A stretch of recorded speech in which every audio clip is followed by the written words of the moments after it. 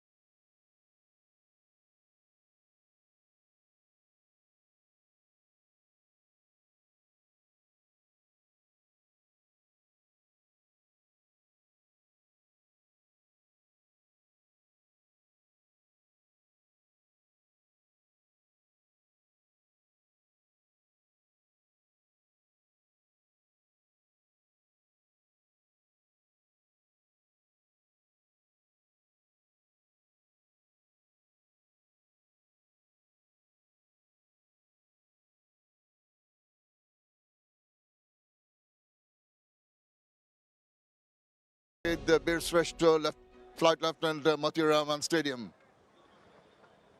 Right. Hello and welcome. It's a lovely day. It's a little cloudy. There's a bit of breeze along, but a lot to play for both the teams here today because it's a day game. I don't think the dew is going to be a concern, but let us talk about the rest of what's going to happen because I have the pleasure to have alongside me 𝗬𝗠𝗃𝗠 and 𝗿𝗏𝗄𝐻 Khan.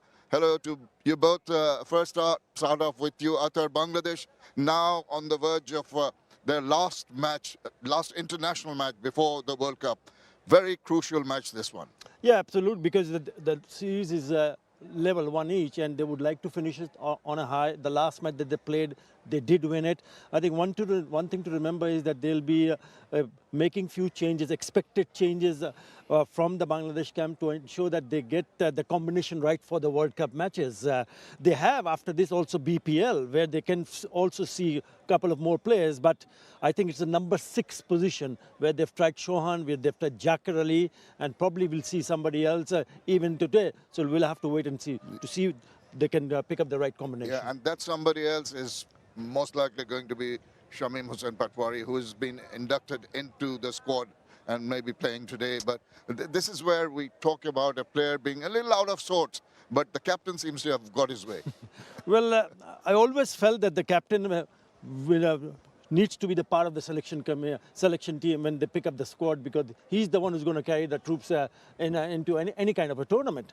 But having said that, I think it's important for them to realize that if you do give an opportunity to someone like Shamim Hussain, he's a finisher. We know that he can score runs quickly. You mentioned, rightly pointed out, in the last 5 or 6 matches, he hadn't made any impression with the bet apart from the 33 that he got against Afghanistan in a 3-match series.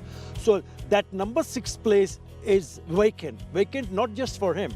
Nur Hassan Chauhan, what about 𝗃𝗃𝗃𝗃? Then you talk about Mohammad Saifuddin. Can he get himself into the squad? Because he's the only seam bowling all-rounder option for Bangladesh. Right, well, concerns for both the teams. Ireland, 𝗬𝗠𝗃𝗍, a little dodgy in the middle part of the innings. That's where they want to really come back with a good performance here today. Yeah, I mean, it's only been 1 game since they actually did pretty well in the middle overs. Harry Tector was a set batter. I think that's the key. One of the top 4. Can they bat through to at least over 13 or 14? Harry Tector did it in the first game, and in fact, he went right through to the end of the innings. But when the wickets kept on falling, you could see it was difficult to get going on this surface, and it generally is in T20 cricket. So it's one of those top 4 taking ownership. Lorcan Tucker kind of did it, but just not enough, and wasn't able to add up the runs at the back end. It didn't get some of the strikes. So I think there's changes they need to make. In the first game, numbers 5, 6, 7 made 50-odd between them at the back end. That's the dream, 50-odd off 30 deliveries. That's what you want from those guys coming in at the end. But someone in the top 4 or 5, if they can bat through, I think then Ireland will be looking at posting what they think will be a match-winning target of about 180, 190. And Ireland have a little bit of an advantage over Bangladesh in the fact that they will be playing a couple of matches against the UAE, just announced last week, and leading up to the World Cup, that's going to bolster their performance, or at least give them the confidence going through. Yeah, absolutely. And we are missing a big player in the lineup, batting-wise. Ross Adair not here. He's a big hitting opener. Now, Tim Tector has been so impressive. Headache coming when he does come fit, Mark Adair's brother, because they want him at the top of the order, but especially if Tim Tector performs today, how do you push him out? The kind of headaches that you want as a selection team. Yeah, good to have that kind of headache, as Isabel mentioned. But what about the headaches that the pitch might create for the players? Looking at a day game, a different sort of approach. Well, short while earlier, Edward Rainsford was down there and having a look at that wicket, and these are his impressions. Yeah, it's the final T20 International, and it's a day game. We'll get to that information in a short while. But the weather, we see 27 degrees right now and a little bit of a stiff breeze for the batters hitting towards the electronic scoreboard away to my left. Temperature could rise to 28. Now, dimensions, we've moved from pitch number 4 back to pitch number 6, which was the first T20 Internationals. Dimensions-wise, the shortest pass is 57 meters just behind me, and the longest part towards the commentary box, which is 79 meters, and that's the Dutch Bangla bunk end. Now the surface, we did play on this surface already in the first one, 323 runs. In the second T20, 344 runs. So it's a good batting surface, but it's a day game, and it'll pose its own challenges, and we'll come down just on the pitch here. I can't get too close to a length here because the fourth umpire is having a little sneaky look at me, but more of a patchy look to it. So I'll just come down to a length here. If you can just look about here, there's not a lot of green grass there, and then all of a sudden there's a little bit of green grass there. So that tells me perhaps there could be a two-pace nature to the surface. So as a batter, you're going to have to be a bit conservative in terms of your shot play and really trust where you want to hit the ball, whether you're going the short side or the long side. But it's been a fabulous, fabulous square this. Lots of runs on offer, but I think maybe that par score drops down to about 170. It's the third T20, all to play for. Well, both of you had a chance to go and have a look at the track. Arthur, what are your impressions? This is the same pitch which was played, the first one was played on. So what do you reckon? I think it's a very good batting surface. I know it might be a bit of a struggle early on, but when you do get set, you got to back yourself to play some big shot. I think this is a fantastic T20 wicket. And Isabel, what about you? Yeah, absolutely brilliant. And I think Ireland batting during the day, they'll be happy to win that toss and get that opportunity. As you said, dew probably won't be a factor. So kind of more normal conditions for everyone to deal with today. Well, we've seen the pitch. The action is going to come. The toss always plays an important role. Edward Rensford was pretty busy today. He was with the two captains and the match referee. It's toss time, and it's all to play for in the final T20 international between Bangladesh and Ireland. Right, the skipper's alongside me, Liton Kumar Das for Bangladesh, the skipper of Ireland, Paul Sterling, and our match referee, Andy Pycroft from the ICC and Zimbabwe. Right, Liton, you've got the coin. Heads is the call. Oh, and it is a head. Right, Sterlo, get in here. What are you doing and why? Yeah, we're going to have a bat today. Let's try and stick on another score on the board and hopefully defend it slightly better than we did the other day. Is that because it's a day game? Pretty much, yeah. Look, it looked dry throughout the week, and hopefully we can use our spinners. We picked a different side today and hopefully get a big squeeze on in the second innings. Let's touch on some real positives. What a group of players you have going for you right now, and even more to come. Yeah, it's been really exciting. You know, we've played an exciting type of brand of cricket, and it's another opportunity for us to continue that on today.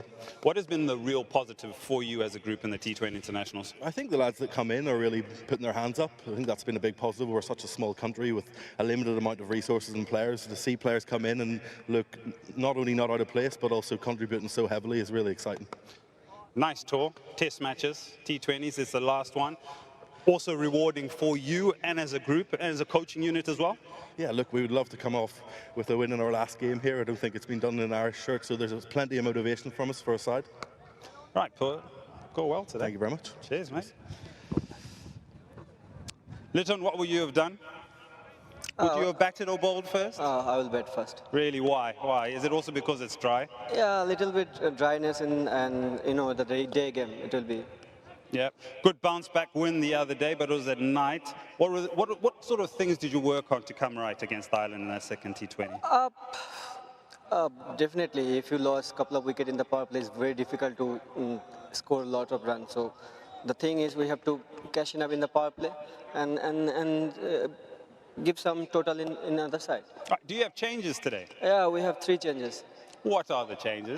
Do you remember them? I remember. shorturl coming in the team, Rishad coming in the team, and Shamim Patwari coming in the team. All to play for. Go well today. Thank you very much. Right, news out in the middle is that Ireland have won the toss and they want to have a bat first. The first part of the day was done well by Ireland, and they're batting 3 changes, Isabel. Yeah, more in the bowling side. Craig Young coming in, and the leg spinner Ben White getting his first opportunity of the tour. Curtis Camphor coming in after he pulled up stiff the other day. The batting line are pretty much the same, but strengthened by Curtis Camphor coming in with his experience.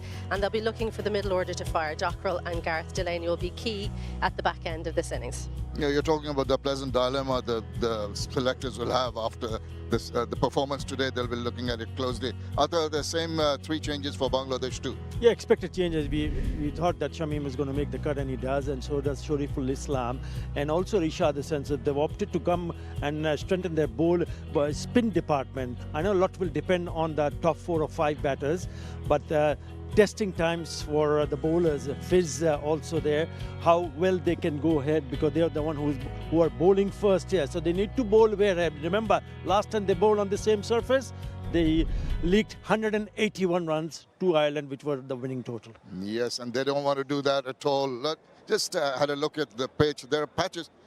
Dew is not going to be a factor, but a factor is going to be some green patches and some without the grass.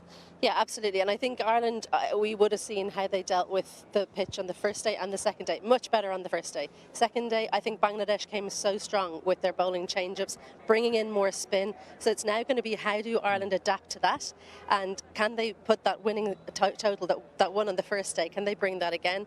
And as well, can that opening partnership fire as well as it did and maybe go on? Because if those two can stay in for 7-8 overs, then it's going to be a very big total. And Bangladesh are going to look to start off well with the ball. Yeah, I mean, look at what Mehdi Hasan did in the last match. He picked up 3 for, even though he went for a few runs in his very first, so he came back strongly. I think that's a very good move to have Ridhwan Hassan coming back in the 11, because they feel, as we spoke about the bare patches on the surface, and if the ball pitches on the bare patches, it will turn and it might do something odd. That's what they will be hoping for. Well, the players are about to come out. The umpires have come out. Both of you, quick prediction. First from Arthur. Bangladesh. And a surprise? Ireland No to get surprises? their first series win in Bangladesh. All right, good luck to you both. Thank you for your thoughts. Play about to start here. We're ready to join our commentators upstairs. Thank you very much, Shamim. Very good afternoon to all our viewers. The blockbuster finish of this wonderful tour coming to an end, and the third and final T20I will be the series decider, where the two teams played some very good cricket throughout this tour. The first T20I belonged to the Irish, the second one Bangladesh bounced back, and now the third and final T20I as the two openers makes their way in the middle with skipper Paul Stirling once again will try to lead from the front. Bangladesh, on the other hand, will be desperate to seal the series and gain the much-needed confidence. Deciders never lie. They call your bluff and test your backbone. It's all set for a blockbuster event here in Chattogram. The series hangs by a thread. One side will cut it clear. Here's the captain. Provided a good start in the previous match, Paul Stirling, with a best of 115, 24 50s, 100, strike rate of 135. And he will surely look to provide the flurry of boundaries and sixes as he did in the previous game. He's alongside Tim Tector, the highest of 38, but he's got loads of talent and potential. With that strike rate of 145, he can be devastating. I'm alongside Eddie Rainsford. Eddie, all set for a cracker of a finish of this series. Very good afternoon. Good afternoon, Mazza. Good afternoon, everybody. Yeah, a lot to unpack in this final T20 International. And it's going to be underway in a short while. Mehdi Hasan, who bowled beautifully a few nights ago, will start things off. Goes for it right away. Trying to play that sweep. There was a fielder at deep mid-wicket. He was trying to play that over that fielder at short square leg. Yeah, I like how you've built it up, Mazza. And I know everybody wants to walk away with the series win, and that's crucial. And there's a lot to unpack in terms of how you go in this final game. Goes for it right away. Paul Stirling eyeing that boundary. Fielder can't stop that. Ireland and Paul Stirling are off the mark. Yeah, they're up and running. He tried to lap it or lift it over the infield off the first delivery. On this occasion, this delivery sits in the surface and he can pick whatever area he wants on the leg side. Lots of power and picks up the first boundary. It's about how you perform in a pressure environment. This is essentially a final. How do you go about your work in the pressure environment to get over the line? And sometimes you don't get over the line, but there's still such key learnings that you can take away from a game like this for both teams in the subcontinent as you approach a World Cup. Comes down the track. Mehdi adjusted well. Yeah, rightly pointed out, Eddie. The World Cup is knocking the door, and both the teams will look to make an impact, especially Bangladesh and Ireland. Both the teams are hungry for more. Gives it a room, finds the gap. The intentions are very clear. That shot screamed audacity wrapped in absolute clarity. Yeah, and this is the danger that Paul Stirling provides for his team and the opposition. He can score anywhere he likes. First boundary through the leg side, and look at how much room he gave himself on that occasion, and he goes through a favored area through the offside. Oh, maybe bad fielding, maybe the dive, and the bowler notices it as well. You cost me another boundary.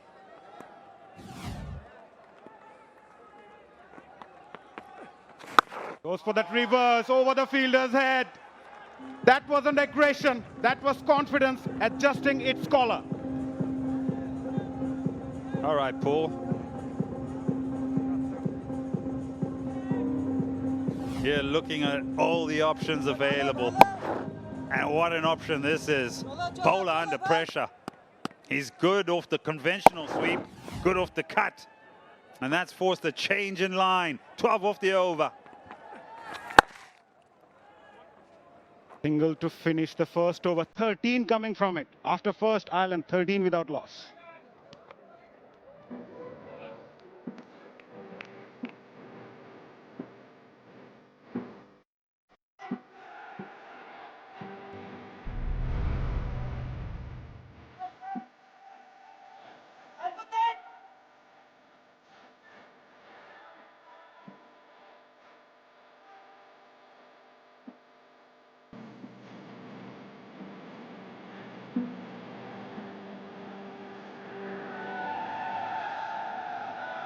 Right, both the teams making 3 changes for this important match. Shamim Hussain, Rishad Hussain and shorturl Islam comes in for Bangladesh. For Ireland, it's Curtis Campher, Craig Young and Ben White. So both the teams are desperate to win the series and gain that much needed momentum. shorturl Islam comes in with the new ball in his hand with a best of 3 for 17. Another bright prospect for Bangladesh, 61 wickets. The left arm seamer. Coming in to bowl someone like Paul Stirling, who loves to swing his bat right away. Oh, nice start. Good start from shorturl.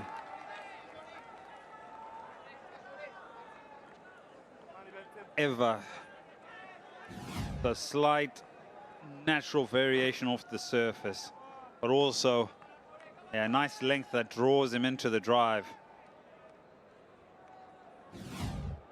Quite interesting that the teams haven't been afraid to make changes. I know you're always looking to try and win the game with your best side, but in terms of preparation and match intensity, nice fielding. Such a feature of the modern game now that everybody needs to be on points with their fielding. But just back to that point about giving every opportunities to players on these surfaces.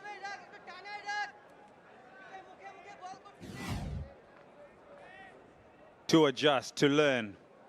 But more importantly, it's not just a change in the side for the sake of making a change. All these players that are coming in can affect the game in their own right. shorturl's a fantastic bowler. And it gives them that little bit of acumen as they grow into the next 2 months. Yeah, they say preparation is the quiet road that leads to loud nights. I need to go on that road more often. Yeah, so it's a great platform for all these players. Just before the World Cup, it's a mega event. You always want to give your best, make an impact in bigger stages. And it's a great outing for both the teams. Must give credit to Ireland, the way they bounced back after the Test series. A nice contest going on. Nicely played, full face of the bat. Tector gets off the mark confidently. Yeah, the 2 on-field umpires today. Both from Bangladesh. Masadur Rahman Mukul, standing his 51st T20 international. experienced campaigner. He's alongside his partner, Tanveer Ahmed, standing in his 32nd T20 international. Nicely cut away. Protection in the deep. Sterling gets a single. Yeah, the third umpire for today's game is shorturl.at, another former Bangladesh cricketer. Hello, Miss Jessie. Give us a thumbs up. Can you hear us? Oh. And Andy Pycroft. Fabulous for the game.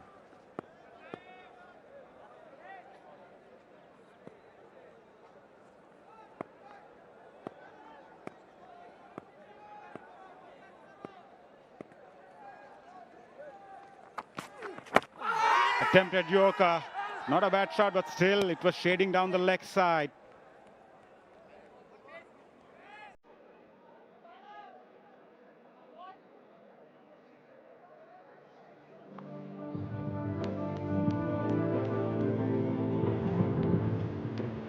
End of the over. 16 without loss.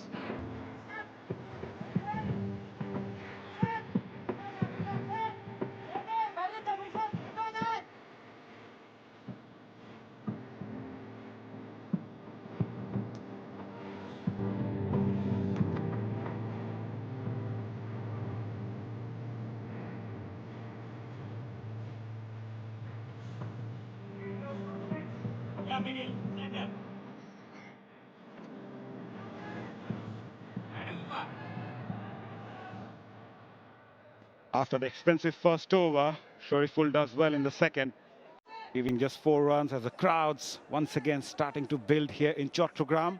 It's a day game, but still they are expected to come in numbers as Mohammad Saifuddin comes in replacing Mahdi Hassan with the best of 4 for 33. Economy just over 8.5. Third and final leg inside the circle. Roll of the fingers right away. Straight to the fielder, single taken. Yeah, the clear and obvious feel of the game as you bring a contrast to the night game is that scoring hasn't been quite free. As we saw in the night games where the ball just came on, and just a change in the atmospheric pressure of the game that freshens up things and brings the ball onto the bat and maybe just quickens up the surface. The Irish coach. Bangladesh coach, one smiling, the other one looked a bit serious. But yeah, back to the point about how conditions automatically you can see aren't as heavily favored to the bat as we saw in the power plays in the first T20 and the second T20 for both teams. Maybe Bangladesh in the first T20, their power play was not the greatest. It'll be one they'll look back on and like I say, get key learnings from. But a day game has brought about its own challenges. And I would love, and this is what I'll keep my eye on, and also everybody at home, how these players adjust to these changes.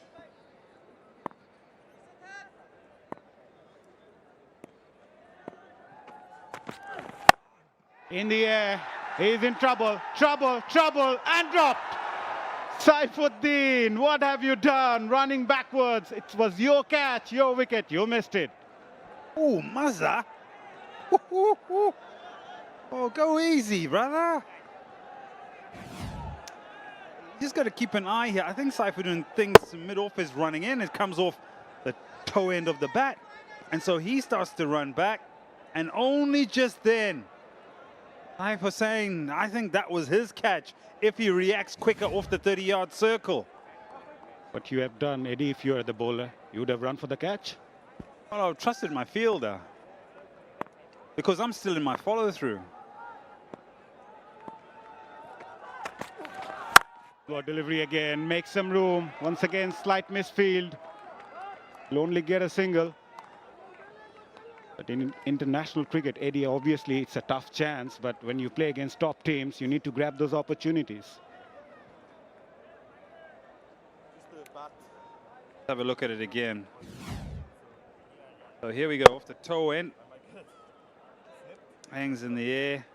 Late reaction from everybody, really. And then he just had a word with the field. They said, that was yours. I had to make the adjustment in my follow-through.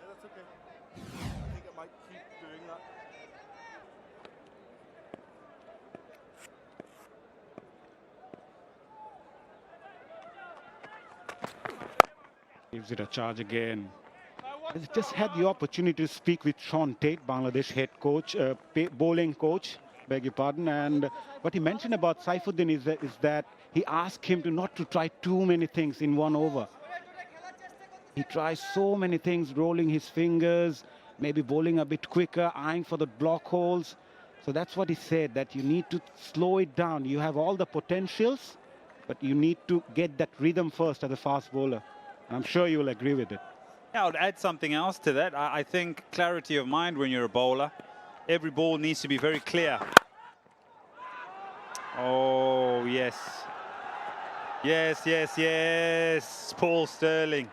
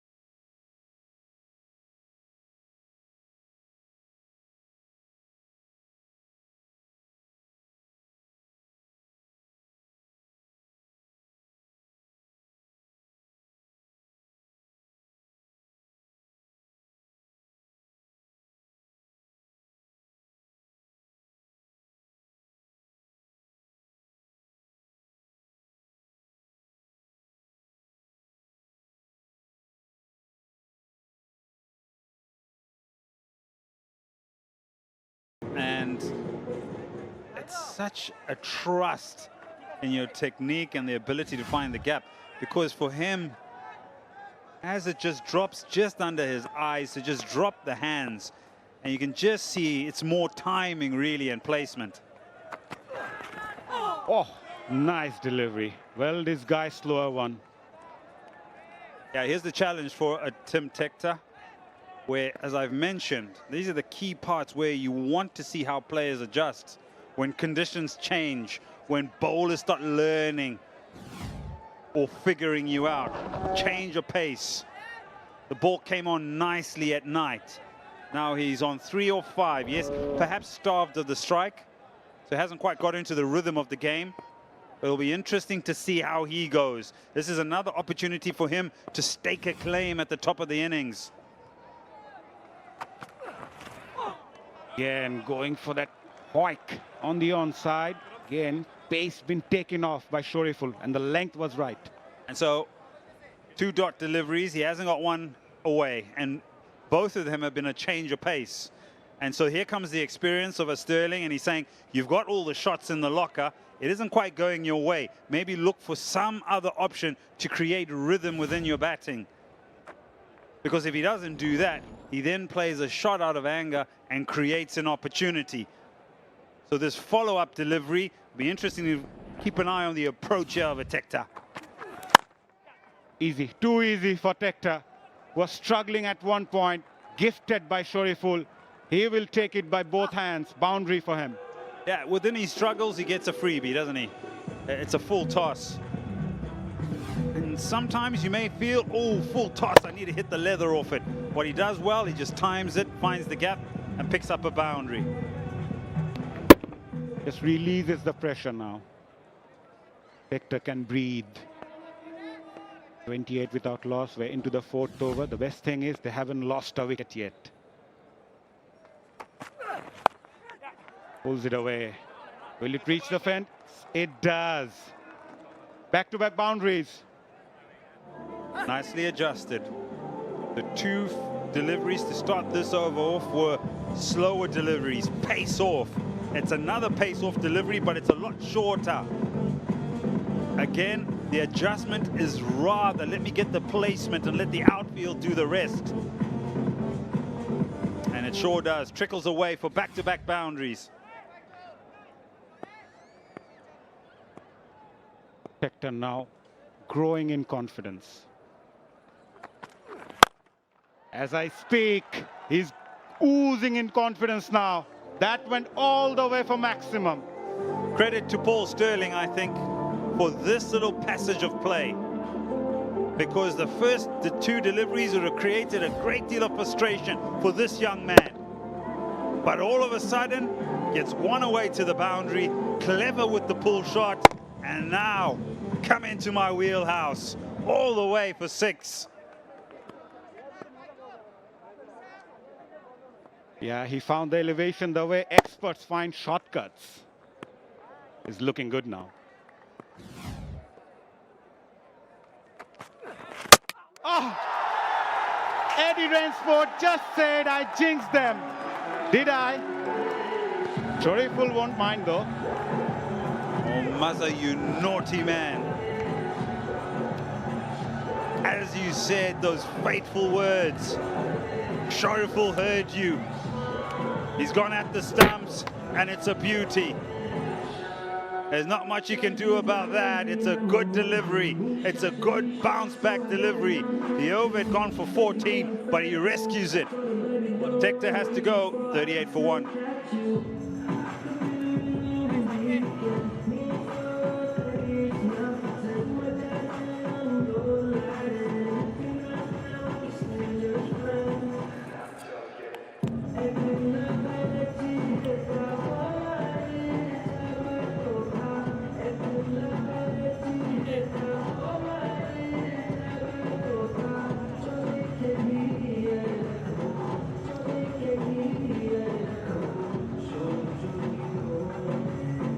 Bangladesh managed to break the opening stand as Harry Tector replaces his brother, Tim Tector. Man in form, 69 unbeaten, his best came in this series, and he's here because of a brilliant delivery from 𝗃𝗃𝗃𝗃. Stuck with the slower delivery, but on this occasion, more direct. Better line, better length, bringing the stumps into play. But what bravery, what trust with that delivery to go again by rolling the fingers down the seam.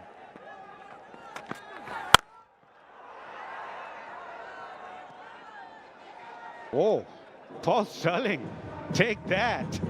Against the run of play, putting pressure on Saifuddin. He played one a few nights ago, and that flew to the boundary. This one, a bit more height, but again, slower delivery, sits up, and Paul Stirling in front of square. Picks up another half a dozen. He's going well, 26 or 15, striking at 173. Trying to take advantage of this power play. Slow delivery.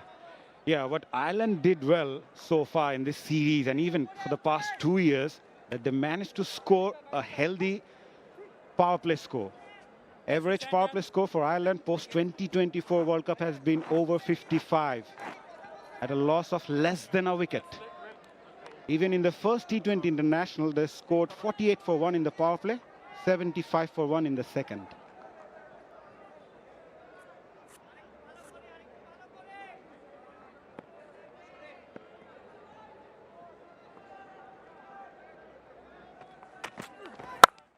Again, slower delivery. Bottom edge. Harry Tector won't mind. He gets off the mark with a boundary. Yeah, fortunate runs, because third is up in the circle and is a bit wide. Have a closer look at the release. Yeah, it's a pace-on delivery, so I think outside edge, it goes all along the surface, and he opens his account. Saifuddin, his first over, and here's his pitch map. One in a good length along the tram lines. And then the other adjustments is to go a little bit shorter of that. So go about 6 meters and then push it back to about 8, maybe 9. Not afraid to go with the bouncer. And then the over-pitched one, the one in the slot. That was such a beautiful shot by Paul Stirling for the boundary. So that was the third over of this particular encounter.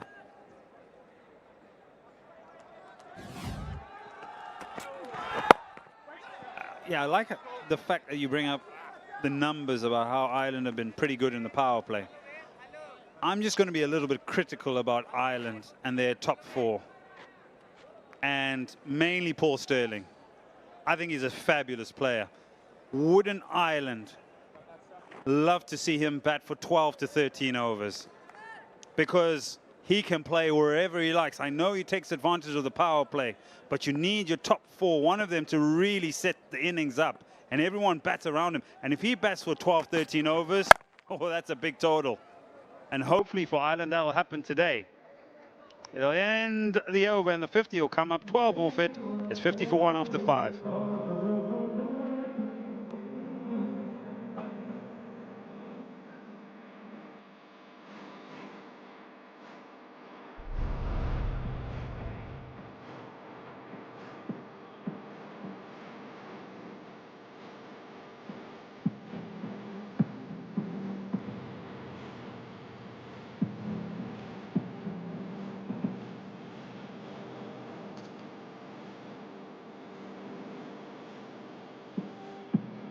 Off to a flyer. The Irish team have really done well, going at 10 runs and over.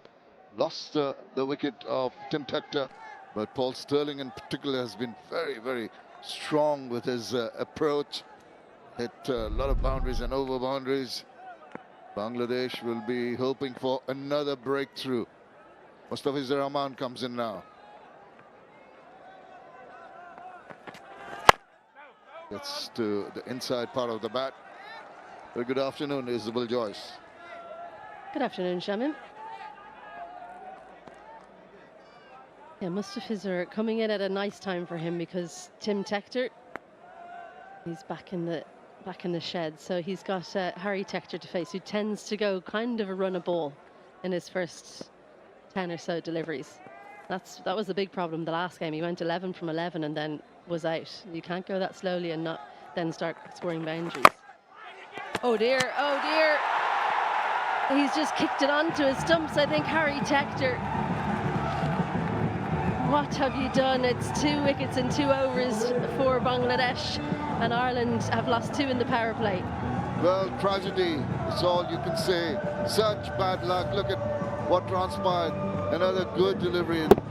Just tried to kick it away, I think, at the last moment. Didn't even get a boot on it, and just trickled straight to the wicket. Very, very unfortunate manner of getting out, and he's despondent, but that's the way the cookie crumbles, as they say. Goes for 5, 50 for 2.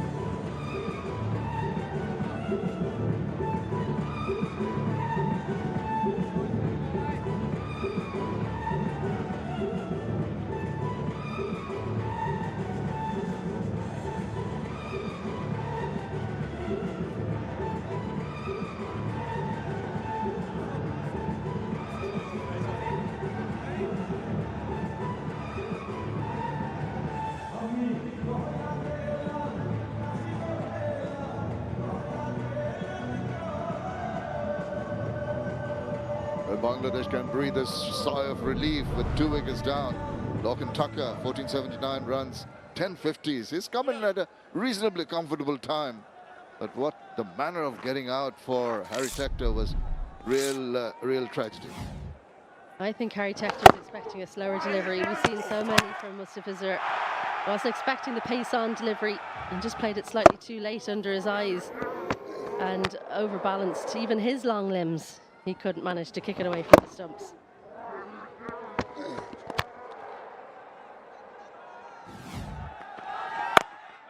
Mustafizur Rahman, known for his slow deliveries, plays on the mind of the batter, expecting, even with the newish ball, a slow delivery. But that angle, Isabel, was what got him into trouble. The angle of the bat and playing it very late, because that extra bit of pace, not too pacey, 130 plus, an extra bit of unexpected pace really foxed him. Well, who do you expect to read the conditions the best? The most experienced player in the Bangladesh bowling lineup. So he's going pace on. That might be the way to go this afternoon.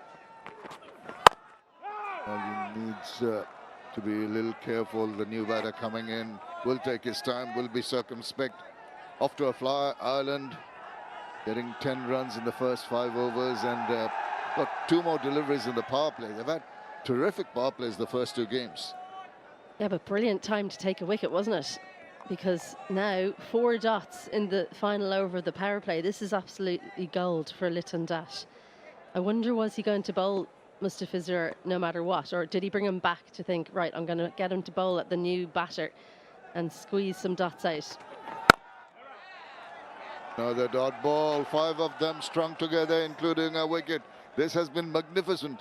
You see the scenario of the game, the Irish on top, banging balls all around the ground, picking their spots, in control, and suddenly this experienced player doesn't show too much emotions, but such a canny bowler, such variations, really turned the tide for Bangladesh.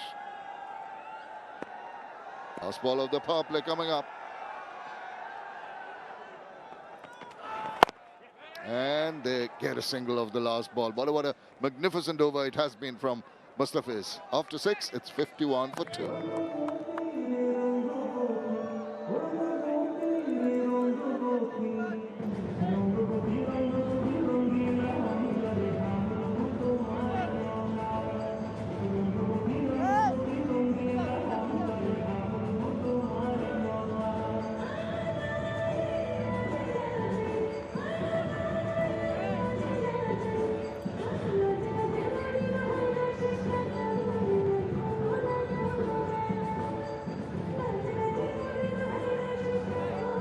Lots of batting to come. Curtis Camphor back into the team today, and then George Dockrell and Gareth Delaney. Mark Adair will be ready to come in as well. We haven't seen him with bat in hand so far, but he can hit a very long ball. There's the signal outside the power play now. So great fight back there from Bangladesh, especially in that last over of the power play. Just one. Change bowling now. 𝗿𝗫𝗬 back into the attack. Reverse attempted now. Big appeal from the keeper. Tanvir Ahmed doesn't seem to be too interested. Are they going to think about a review? Straight away, trying that shot, always an element of risk when you premeditate to play the reverse. Big chat between the bowler and the skipper. And they've taken the review.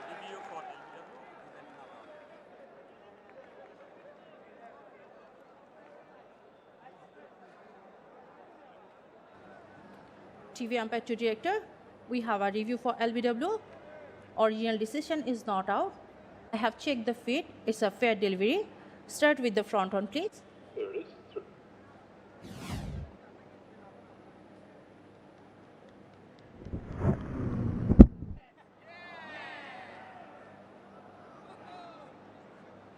Okay.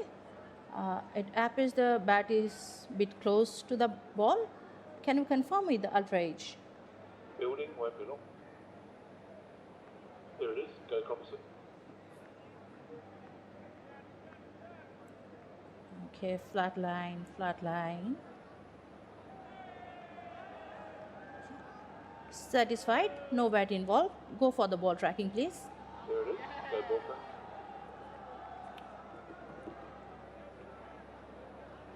Pitching outside off, impact in line, wicket hitting. Tanvir, you have to change your decision. Stand by. You're on screen, signal now. Bangladesh back in the game. It's Mahdi Hassan who strikes in his second over to the delight of the fans here. Good review taken by Liton Kumar Dash and Mahdi. And it's going to be another long walk back, this time for Lorcan Tucker. Just a single run, 51 for 3.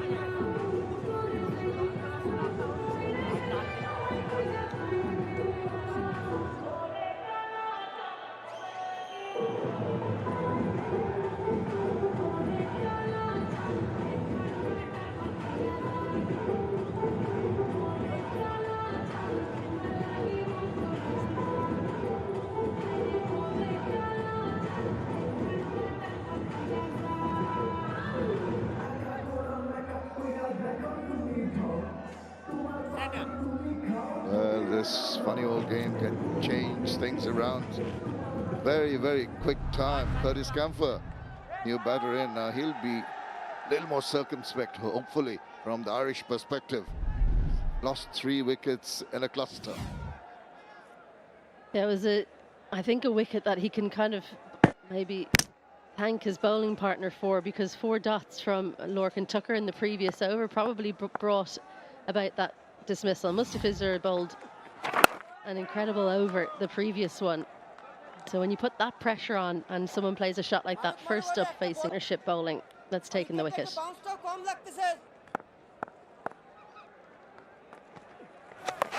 And now he's got inside the line, and Swept it into the D for a single. I think conventional shots are the way to go.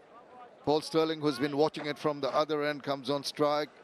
He's really bludgeoned the balls about. He's looked very, very confident in his shot making. But lost of those two quick wickets is going to play on his mind.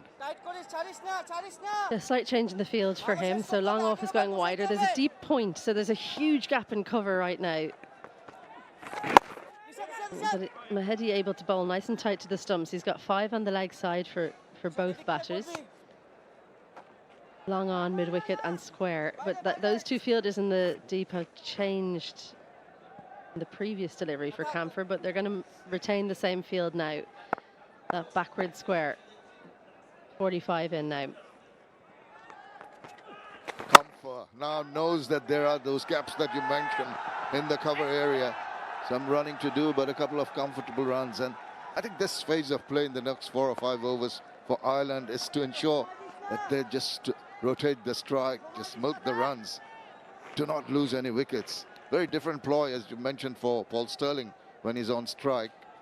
But Camphor also eyeing that deep backward square, using the angle of that ball. He bowls pretty straight normally, does Mahdi, just like that. And that is the completion of the 7th over, 55 for 3.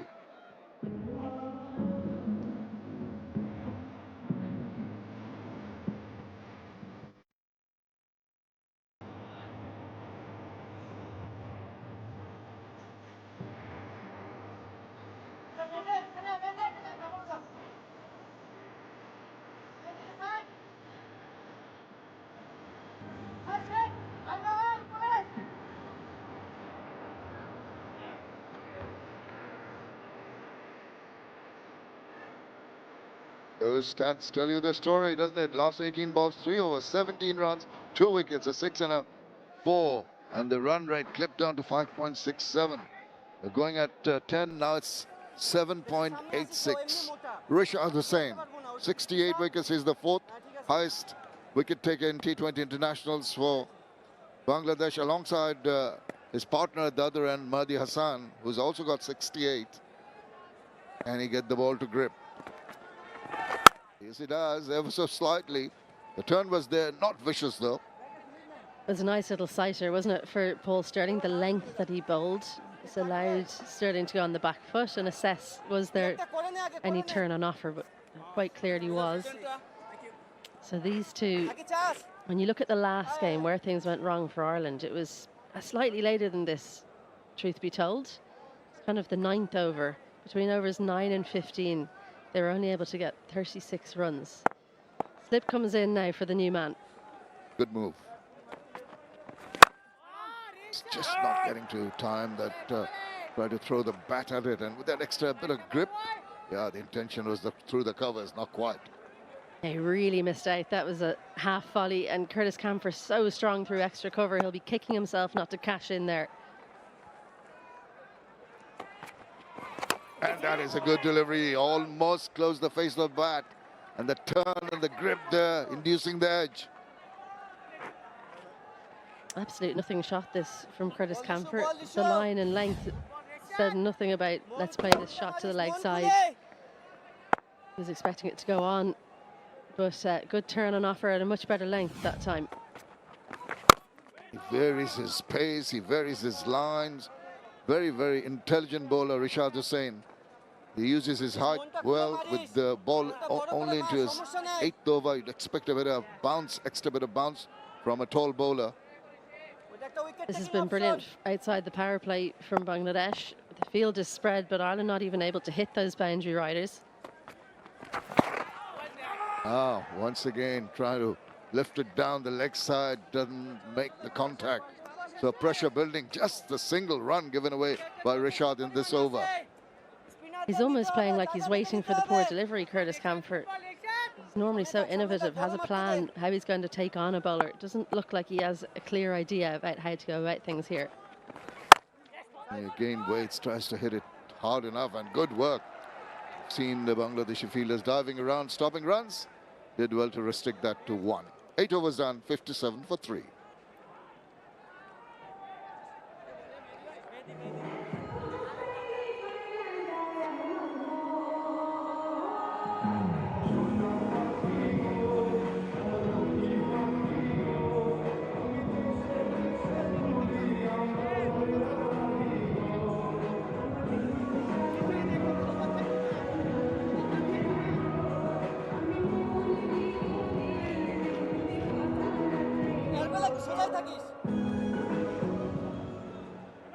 57 for 3. Quick fire. First 50, 38 balls when the others slowed down. Run rate clipped down to 7.13. 21 balls since the last boundary. It's going to be Mahdi into his third over. Close the face and try to create an angle, but plays it straight to the fielder. Very tight, accurate bowling by Sheikh Mahdi Hassan after a first over which was taken for runs. He moves back. Wow, he was into his position very, very early. And when you do that, you really give the opportunity for the bowler to just try and bowl it further away from your range. Doesn't quite allow you to play that attacking shot. Leg side, but creating some room. Thankfully, Paul Stirling now on strike. He's only faced 2 deliveries in the last 3.2 overs. Something that I'm looking forward to seeing is when will Mahedi use that change-up. We saw the last game, he bowled with a lower arm angle to get Tim Tector. I think not only does it affect the bounce, but it's also a ball, I think it's the arm ball drifted away from Tim Tector in the last game and proved very difficult to face. One thing that would be maybe make him not bowl that one is because of the dew factor. The evening game when the ball comes, skids on, isn't there extra bit of bounce that he's getting at the moment? So that there will be one variation coming along. You're absolutely right, but maybe not encouraged to do it right at this moment. Oh, he goes big time. Doesn't really make the requisite contact. Only got to get a run. Yeah, a little hack around the corner.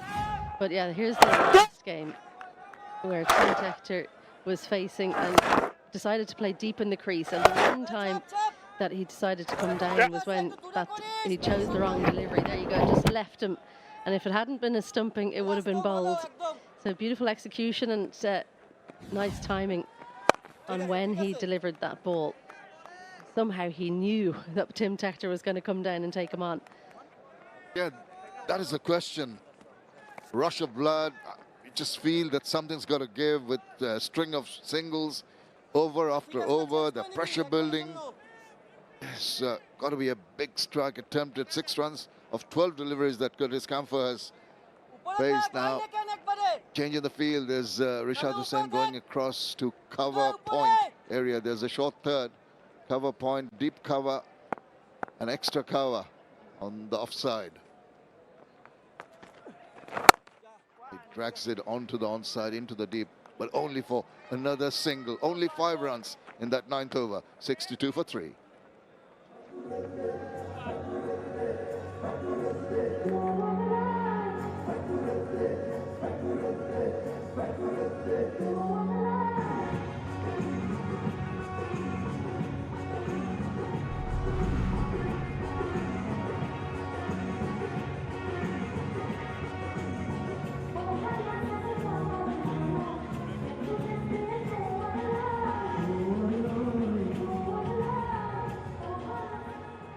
A super start there was from Paul Stirling and Tim Tector when they were going till the 38th run when the first wicket fell. They're absolutely in control of the game, belligerent hitting.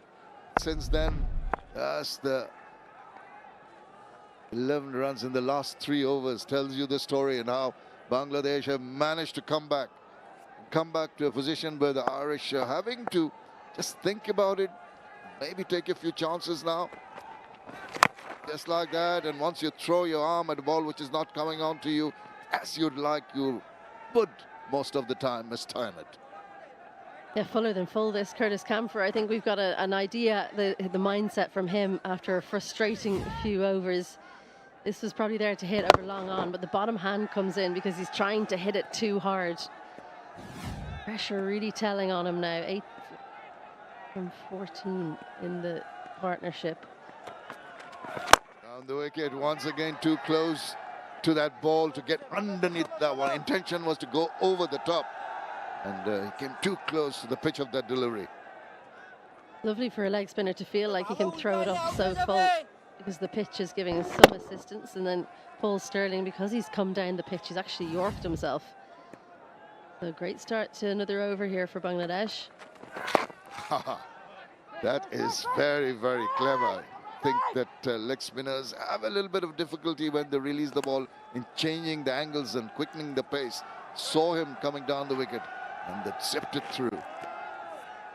Very handy to be a tall leg spinner when you're trying to do that.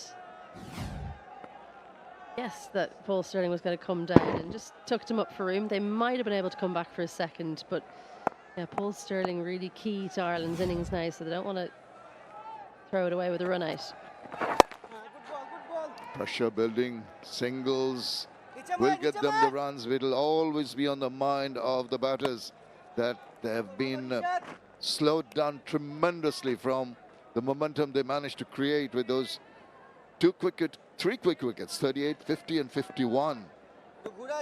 Not allowed the batters to take the ascendancy and control things. Once again, tuck away single.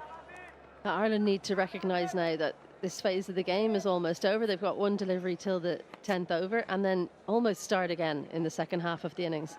What's been really interesting in this series so far has been how each game has ebbed and flowed. One team on top, then the other. There are lots of new storylines still available to both teams. Bowling! That is an uncalled for shot. He backed away, trying to crack it through the offside, did not make contact, and such a clever bowler as Rishad was saying, he found the wickets. When you talk about times when you should take a risk, that was not the time. Curtis Camphor, one ball before drinks, it's almost criminal. Rishad, well, he's deserved that wicket. 1 for 6 for his 2 overs. Curtis Camphor back into the team, but can't make an impact. 9 from 16 for him. Ireland in trouble. 66 for 4, and it's also time for a drink.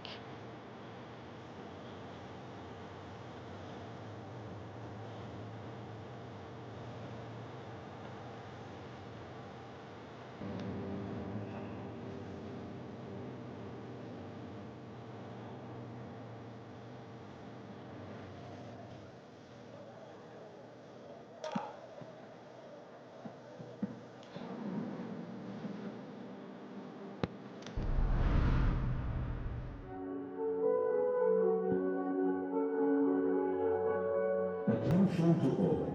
ICC anti-discrimination policy. Policy statement on inappropriate conduct. It shall be a breach of the terms and conditions of entry to the venue for any ticket holder to engage in any conduct, whether through the use of language, gestures or otherwise, which is likely to offend, insult, humiliate, intimidate, threaten, disparage, or vilify any other person, including players, match officials, or spectators, on the basis of their race, religion, culture, color, descent, nationality, ethnic origin, sex, gender, sexual orientation, disability, marital status, or maternity status. Such action will not be tolerated. Ireland under some sort of pressure. They are 66 for 4. After the power play, they were 51 for 2. In the last 4 overs, they lost 2 wickets, scoring 15 runs. And the Bangladeshi bowlers done a tremendous job. Mahdi picking up 1, Shoriful 1, Saifuddin without picking up wicket. Mustafizur and Rishad also picked up 1. Rishad was the last one to pick Curtis Camphor.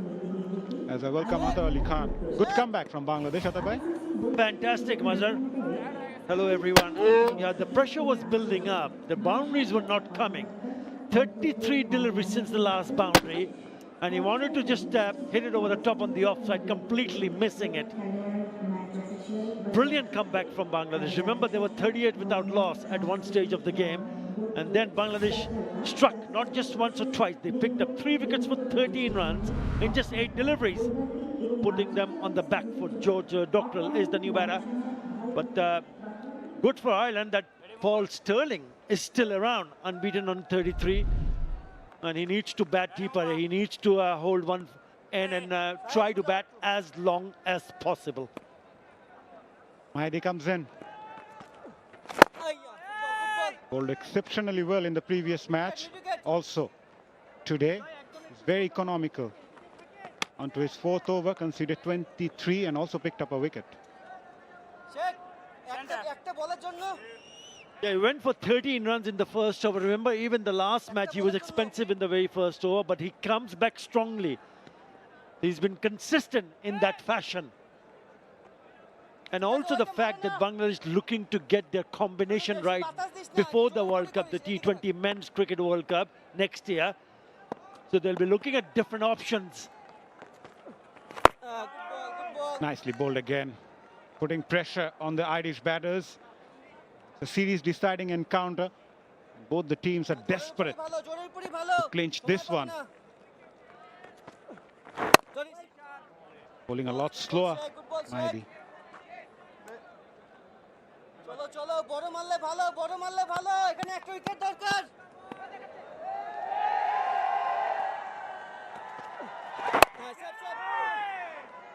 Yeah, putting pressure on 𝗃𝗃𝗃, still looking to open up his account.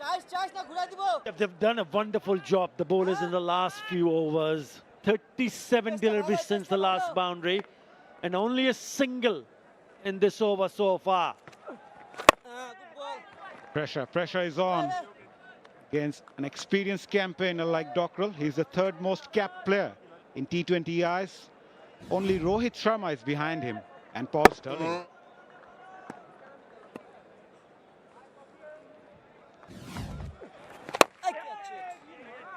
Finally, he gets off the mark, but nevertheless, it was a very good over from 𝗂𝗍𝗃. Just 2 coming from it. After 11, Ireland 68 for 4.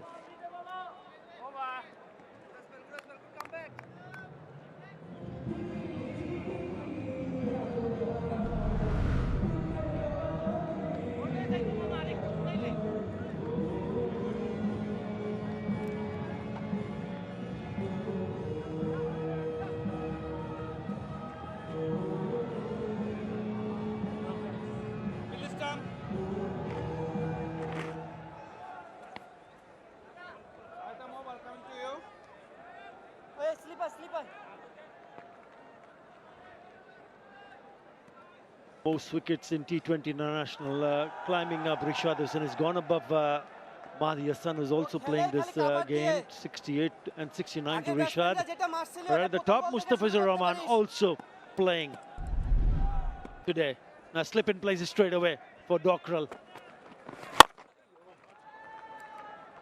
They just have to find a way to get some sort of partnership going on here for Ireland. Stirling was the one who started it so beautifully early on, but he hasn't got anybody to support him. That's why he shut shop. He hasn't been able to score a boundary. But important that he carries on. Important that he does not get out at this stage of the game. Good ball, Rishabh.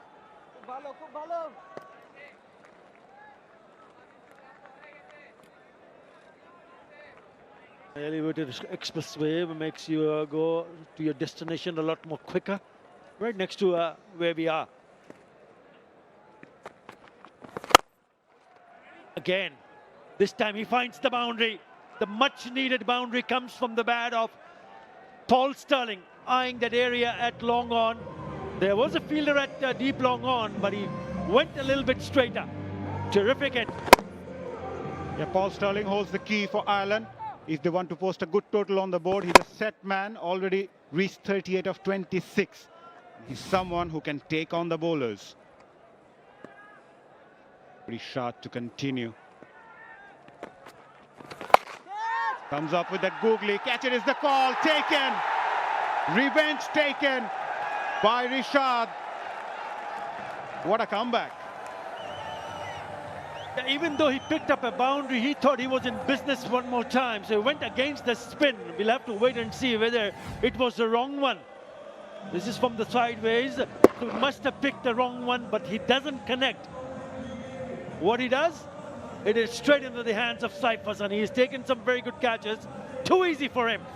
So another wicket for Rishad Hussain. This time, the Paul Stirling, the well-set Paul Stirling has to depart. Gone for 38 of 27. and half of the side back in the earth. It's 73 for 5.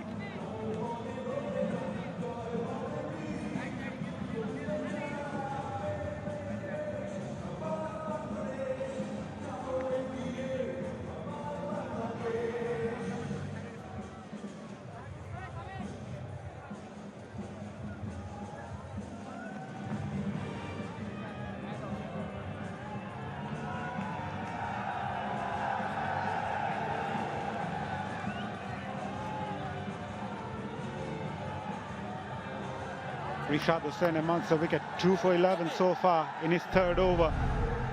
As Gareth Delaney comes in the middle, replacing skipper Paul Stirling, was looking good with the best of 89 not out, but Ireland is under some sort of pressure now. And he came to the crease because of a wonderful googly as Paul Stirling finds the man in the deep.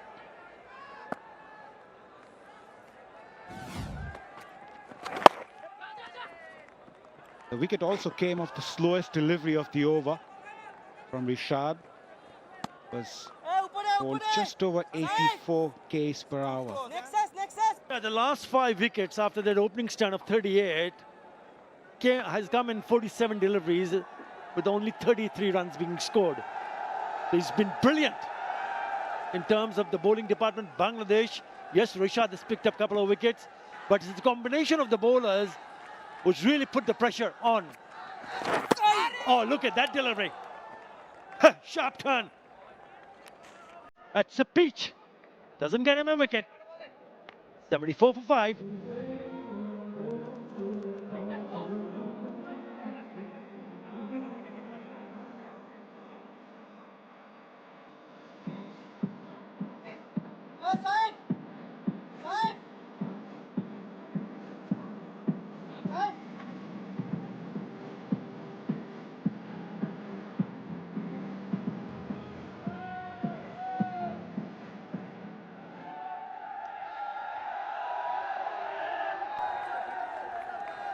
Last 14 balls, 9 runs, 2 wickets, and the run rate under 4.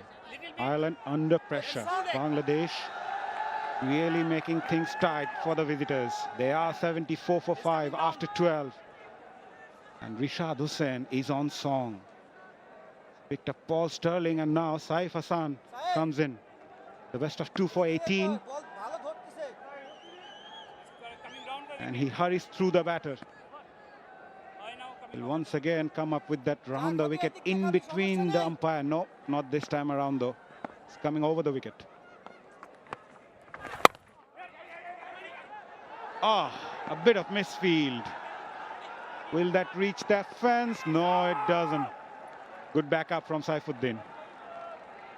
Yeah, the last ball of the previous over from Rishad Hussain. It looked like geometry pretending to be magic. Oh, wow, what a delivery.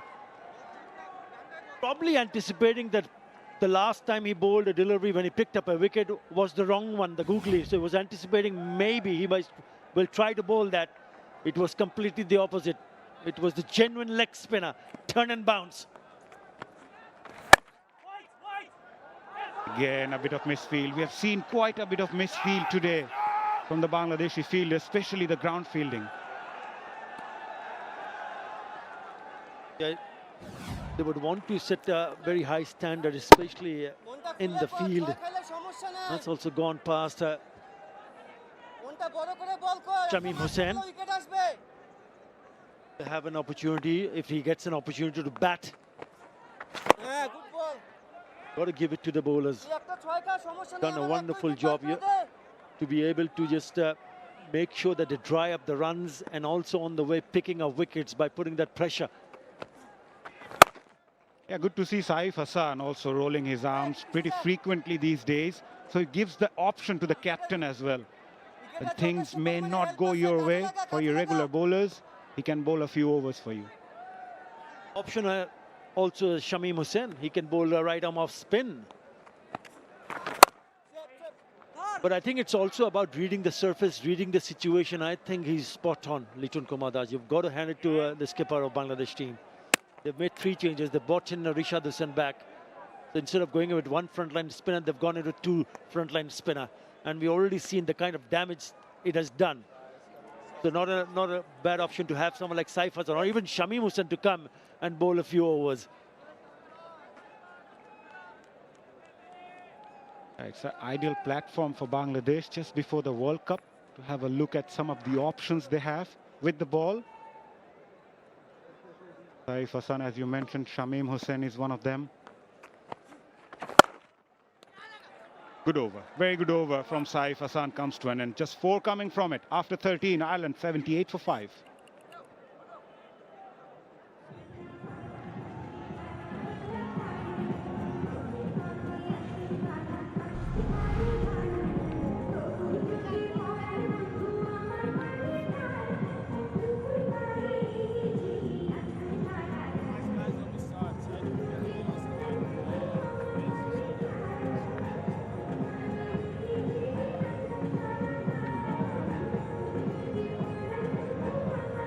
Right, a team becomes ready not by beating oppositions, but by understanding itself. Bangladesh squad for this series, they will be traveling to the World Cup with the skipper Liton Kumar Das leading from the front. Your take on the squad, Atabhai? I think they've got everything right. If you talk about the batting department, Liton Kumar Das will hold the key. If he gets it right, then Bangladesh will be able to score runs. Batting has been a problem.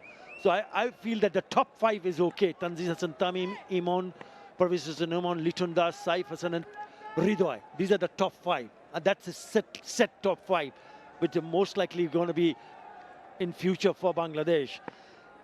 The only thing that worry for Bangladesh is who's going to be the number 6. Mustafiz back in the attack. Oh, direct hit. They needed a direct hit. Would have been very, very close. Might have been curtains. Shamim Hussain shy of the stumps. There was a huge mix-up. Seems like both the batters were shaking hands in the middle. Oh boy, horrible mix-up. Direct hit would have been curtains. Oh boy, that's the last thing Ireland would have wanted in this situation. Just going back to the combination of Bangladesh team, what they are thinking, what is the thinking ahead? So number 6, they have someone like Zakir Ali, hasn't been in good touch. They're also Nurul Hassan Chauhan. And then again, Shamim Hussain Patwari. I think these are the 3 options. Who makes the cut? They'll have few games. I mean, I know this is the last international they'll play before the World Cup, but remember, full season of BPL ahead. So there will be options for players to put their hands up and catch the eye of the selectors to ensure that, yes, if they do something special, then you never know. Mahidul Islam Ankon is another option there also. Looks a well-settled side. That's a boundary. Short, picked up nicely, bisecting those 2 fielders at deep square leg and the deep fine leg. Nice placement from Dockrell. Where others carry scars, he carries spark. Ireland need more from him. 84 for 5, we're into the 14th over. At least they must be eyeing someone near 160. Go was 160 or over. They need to go at 12 runs in an over from here, Mazhar. It's not been easy. It's not been easy for them to pick up a boundary. Once in a while, they have picked up a boundary, but they mostly have dealt in singles. And remember, these 2 batters have not batted in the series for a long time. It was all about the top order. The top order is already back in the hut. Top 5 already gone. How do they go from here on? Their target, if they go at this current rate of 6.22, they'll manage to go 134. I think anything around 150 from here on still can be a good total. But if they lose wicket, then that total is even a problem.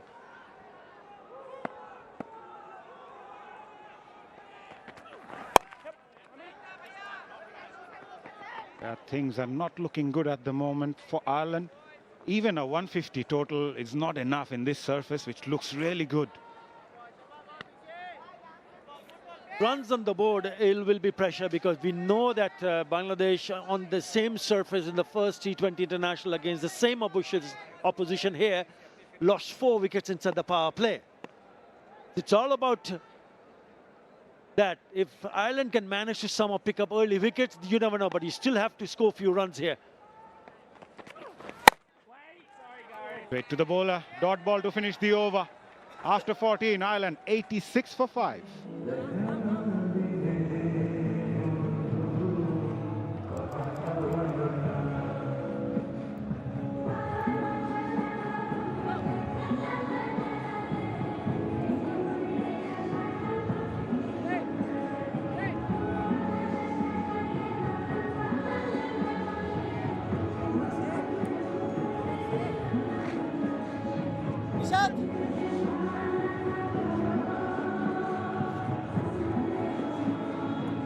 Projected score says they go on to post 122 if they go about this red, but I'm sure they must be eyeing someone near 150. But for that, they need to score 10 runs per over, even more. For that, someone from these two need to stay till the end.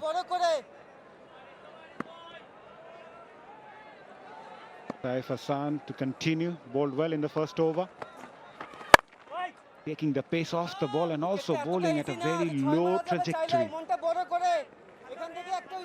That was only 35 runs after the power play. Also lost 3 wickets. And if the boundaries don't come, and if you fail to rotate the strike, then that total is not going to go very far. Important, because first couple of deliveries has been dot. You've got to find the gaps. There's so much gaps all around. Good ball. Just a single coming up the third ball of the over. So they must be eyeing for a boundary in each over from here on.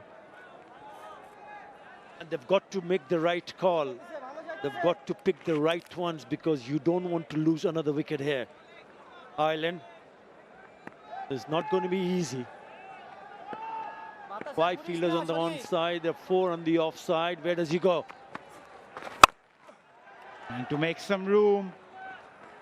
Been a fantastic over so far from Saif. Putting pressure on the 2 batters. It's the spin. Don't think they're comfortable against spin. I don't want to be harsh on them. But you've got to figure a way out, a method to score runs. Catch it. Singles not going to give you a big total here.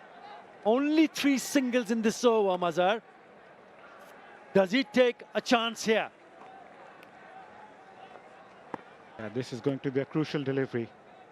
Only 3 runs coming so far in this over. We're into the 15th over now. Last ball coming up. There's a deep mid-wicket, long on, long off in place. No, he goes for the safer option.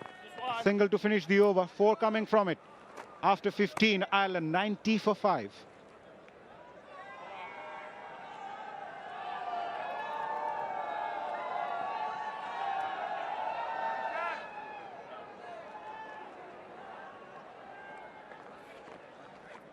Sleep Nibi. Come in. Attack.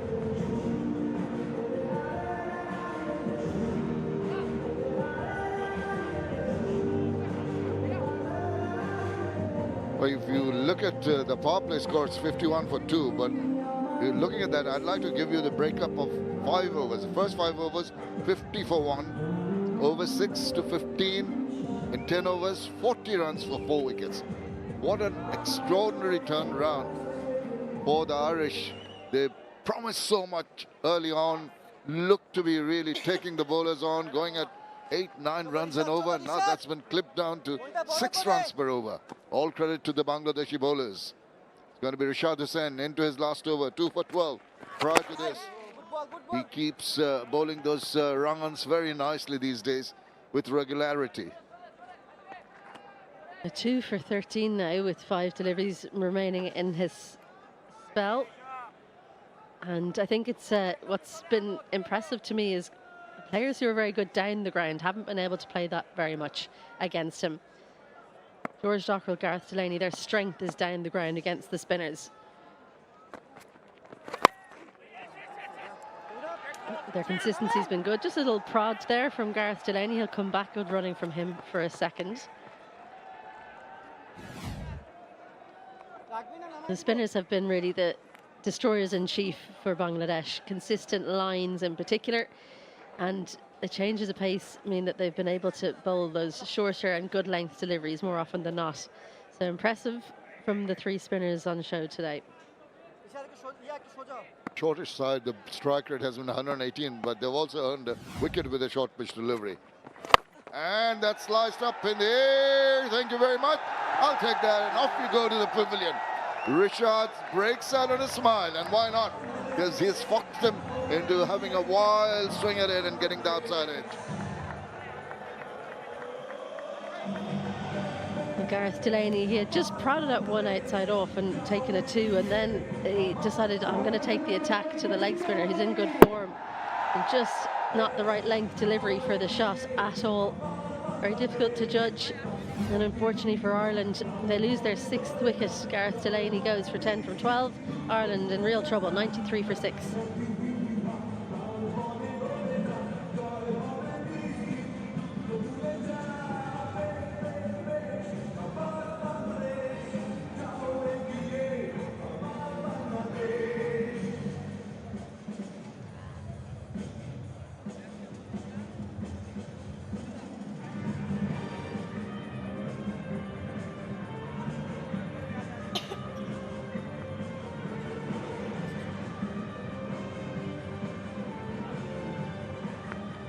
Bangladesh keep on taking wickets with regularity. The last one, that of Delaney, he went across, just a rush of blood, the pressure getting to him. In the process, he gets that edge, and an easy catch taken by Tanzid. Very relaxed looking, doesn't show too much emotion. Markadere, now he's got his work cut out. Just a lone 50.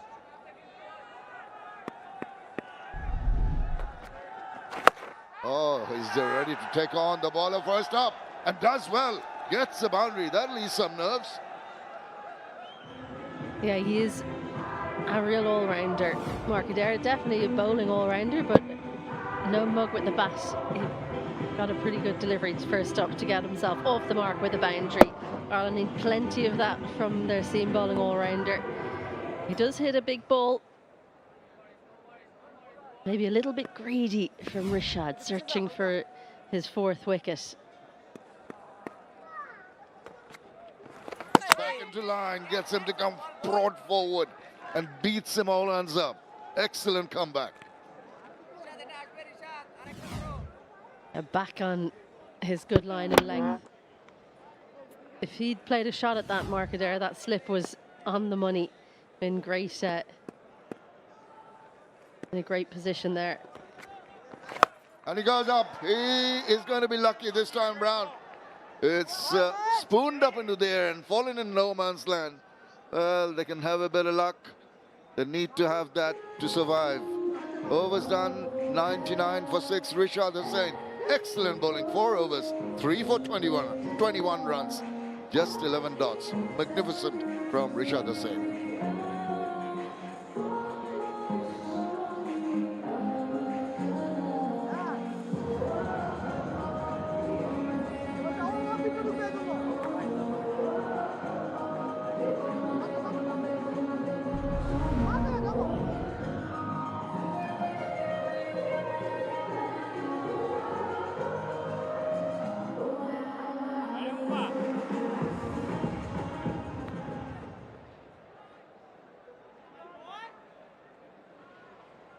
In the power play, those yellow rectangles, the thin ones on top of the blocks, didn't occur regularly, but it was with regularity that they kept on appearing, much to the delight of the Bangladeshis. Those are the wickets, and the overs you can see, they've really stemmed the flow of runs.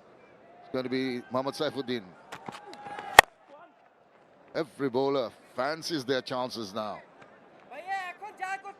And finally, Ireland get the 100 up. It's the 17th over.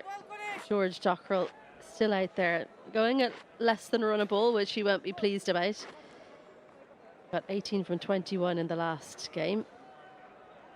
He'll want to better that. So it's taken a long time to get that second 100, more than double the number of balls.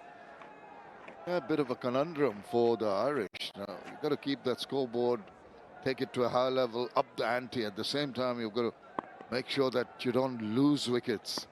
There's some disciplined bowling now. Just to wait. It's a clever change from 𝗵𝗵 Saifuddin. Used that slow ball pretty well. Yeah, for the Ireland batters out in the middle, the mindset can't be, oh gosh, we've gone so poorly after those first 4 or 5 overs. They've got to put that behind them and say, right, what can we do now? We've got just under 4 overs left. What's a realistic amount of runs we can get? How do we treat the next 2 overs? And then what can we leave for the last 2?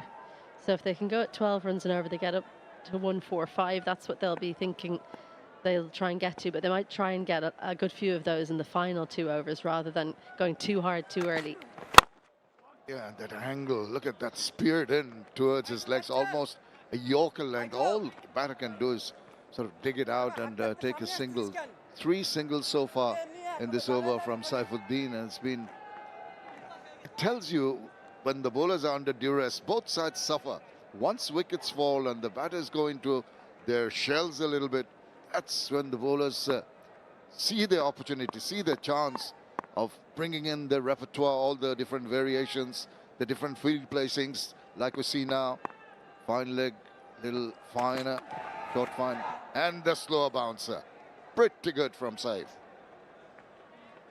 Yeah, excellent change up that, because looking at the field, 𝗵𝗺 won't have been expecting this delivery, and that's why I think he's frustrated. Knuckleball.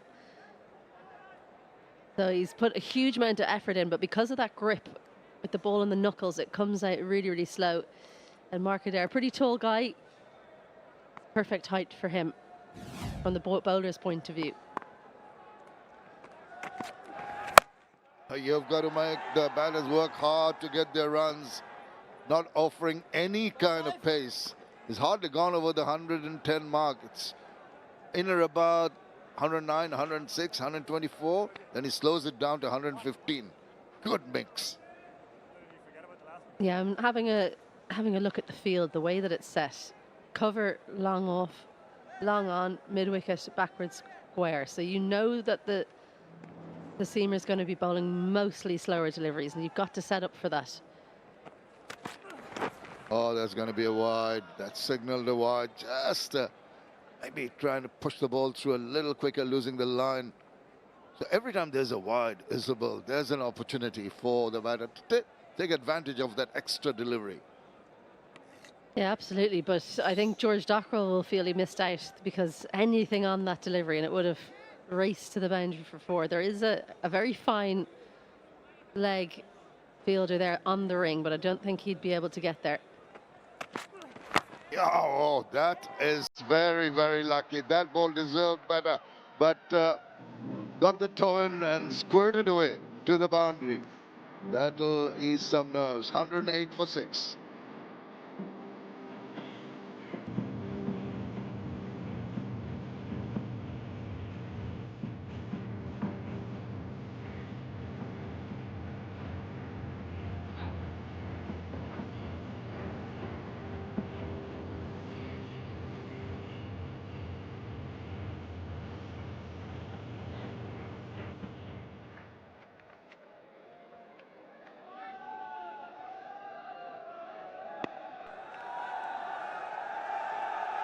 Well, if you look at the projected scores, 127 is not going to be good enough, but lucky shot the last ball of the previous over. Yeah, well, he kind of gave away what he was going to do with the previous delivery, didn't he? The wide down leg. George Dockrell had an idea that the leg stump Yorker was what was coming for him. Oh, who'd be a keeper, huh? He does not only fox the batter, he foxes the keeper, who's stood behind on various occasions. Liton Kumar Das, no ball just bouncing, maybe hitting him on the ankle. Let's have a look at this. Past the batter, very close to the pads, and then, oh, the side of more like the calf muscle, can be painful. Unprotected part. Oh, he's taken up position to go for that swing. Does not make contact. Pressure on. His highest score, 72.8, from just 36 deliveries, 𝗂𝗧𝗧 against Scotland in Edinburgh 2023. He also has a 49, a 38, and a 37. And remember, he's coming in at number 8 or 9 by and large. So he can bat, particularly used to coming in late on when there aren't too many deliveries to face. Ah, there's a fielder eyeing that, getting under, taking it. He wanted to take on 𝗵𝗺𝗻𝗂, but this time round, good running, the adjustment. The ball was swirling a bit, but he had to cover a bit of ground, but eventually made it look very, very easy. Well, the sound was the first indication that there wasn't a great contact here. Another slower delivery. 𝗂𝗧𝗧 going against the angle of the ball and the turn. Catches the outside half of the bat. Came in off the boundary nice and quickly. And it's a good catch. Those aren't as easy as they look, but their catching's been good. 𝗂𝗧𝗧 gone for 8 from 9. Ireland 108 for 7.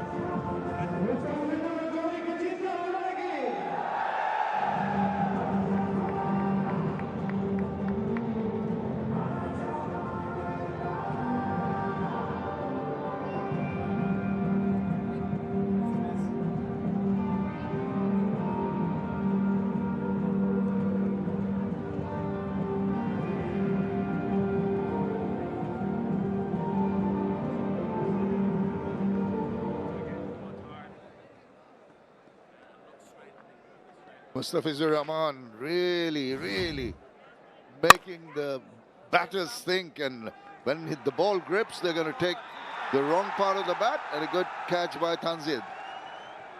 Yeah, he tried this shot a few times, 𝗂𝗧𝗧. I'm not sure why he kept on plugging away at it, because for a left-arm seamer, when you're bringing it across the right-hander and you're adding that little bit of grip with the off-cutter, or the leg cutter, I should say, it comes out like a leg cutter for the left-arm seamer, then it's very difficult to hit in that area.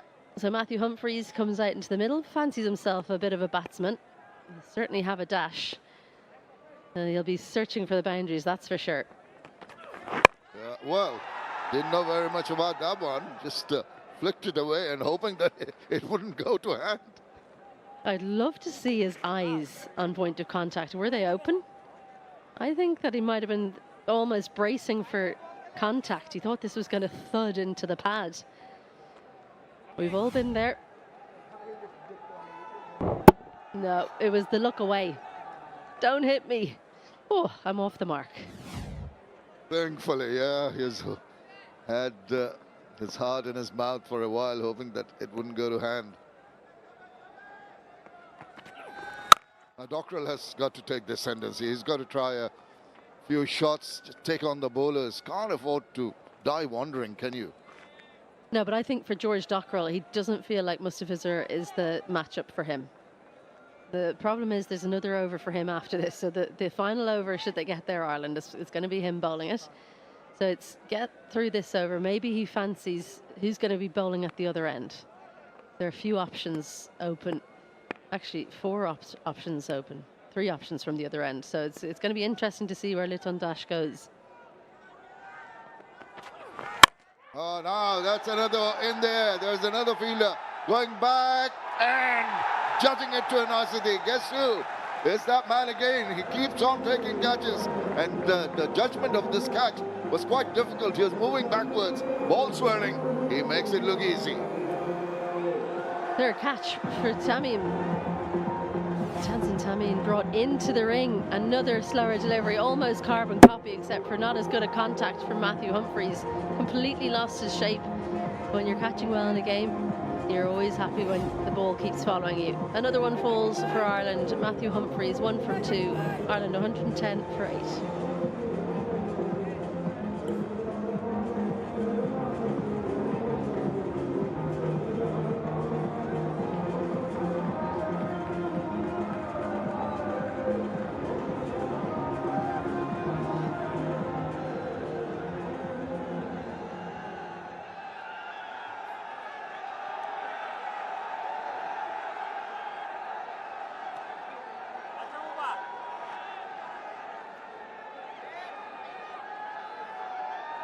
Ireland in all sorts of trouble. Craig Young, 79 runs into his 26th innings, but he's coming at a very difficult time. Yeah, look, actually, I don't mind this shot from Matthew Humphries as much because mid-on was inside the ring. So he backed himself to clear the field. And, you know, he wasn't far away from it. If he'd got as good contact as Mark Adair, he would have been safe. But why Ireland, with the line that he's bowled and that away cut as well, haven't looked into the offside at all, I'm not quite sure. There are things that happen to batters when they're under pressure, make them play shots they would normally avoid, throw caution to the wind, all a culmination of some excellent bowling, some good catching, and the concerted pressure that has been given by the Bangladesh team. Goes down the wicket, and it's going to go to hand. Another one. Oh, they're falling apart like a deck of cards here. Wicket after wicket after wicket, catch after catch after catch. 110, 8th wicket down. 4 catches make it for Tanzim Tamim. Wherever he is, Ireland are finding him. Shorturl makes the breakthrough. Another plinking sound from the bat of an Irish player, and again, not an easy catch made look easy by Tanzim. The George Dockrell, it's a couple of games where he's just struggled to find the middle of the bat. He's supposed to be the power hitter coming in at number 6. Didn't have the power on that occasion. 19 from 23, Ireland 1 wicket away from being all out. 110 for 9.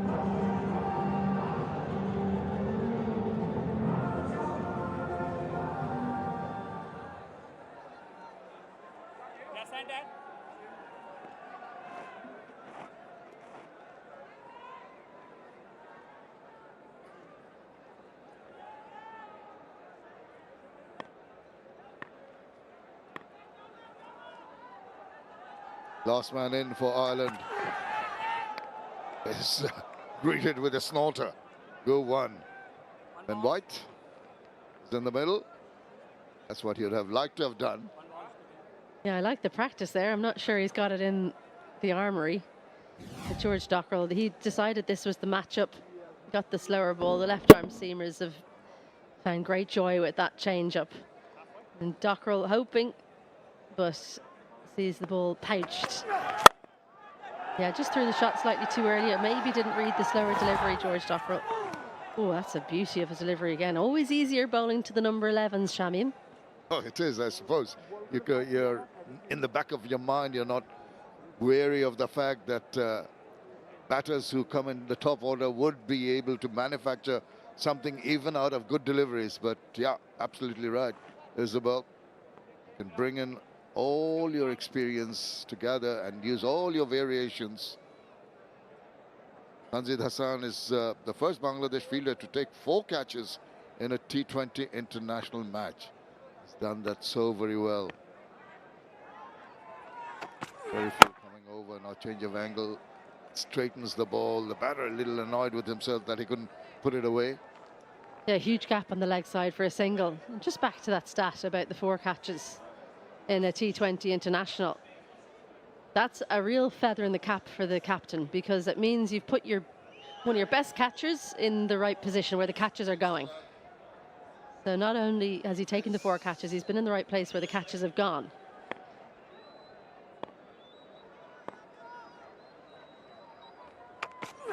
Backs away, does get the turn of the bat, squirts away.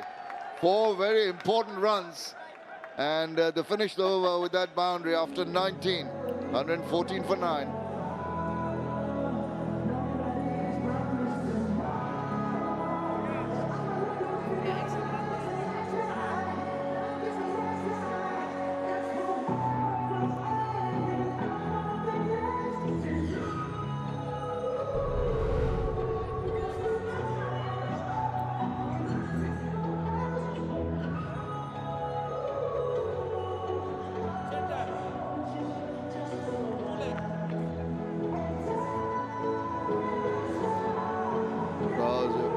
Desolate-looking scorecard for Ireland. Started off with a bank 50 for 1 in the first 5 overs, and look at the rest.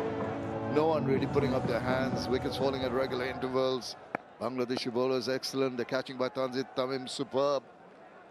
All in all, it's been a good day so far for Bangladesh in the most crucial match of the series, the decider. It's 1-1 now. Mohammad Saifuddin comes on for his last and almost creeps through. Spectator catch, he even appeals. Well, did it go off the bat onto the boot? Yeah, not a bad shot this. I think it might have been off the ground at the same time, to be honest. They're just going to have a quick chat. Craig Young has a 40 not out against South Africa in one-day internationals. That was last year. Yeah, they're just going to check, and I think that's the right thing. Copy. TV umpire to director. We have a review for bump ball. I have checked the feet. It's a fair delivery. Start with the first side on, please.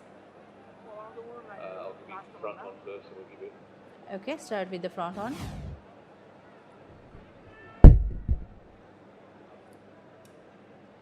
Okay, satisfied. The ball have touched the ground after hitting to the bat.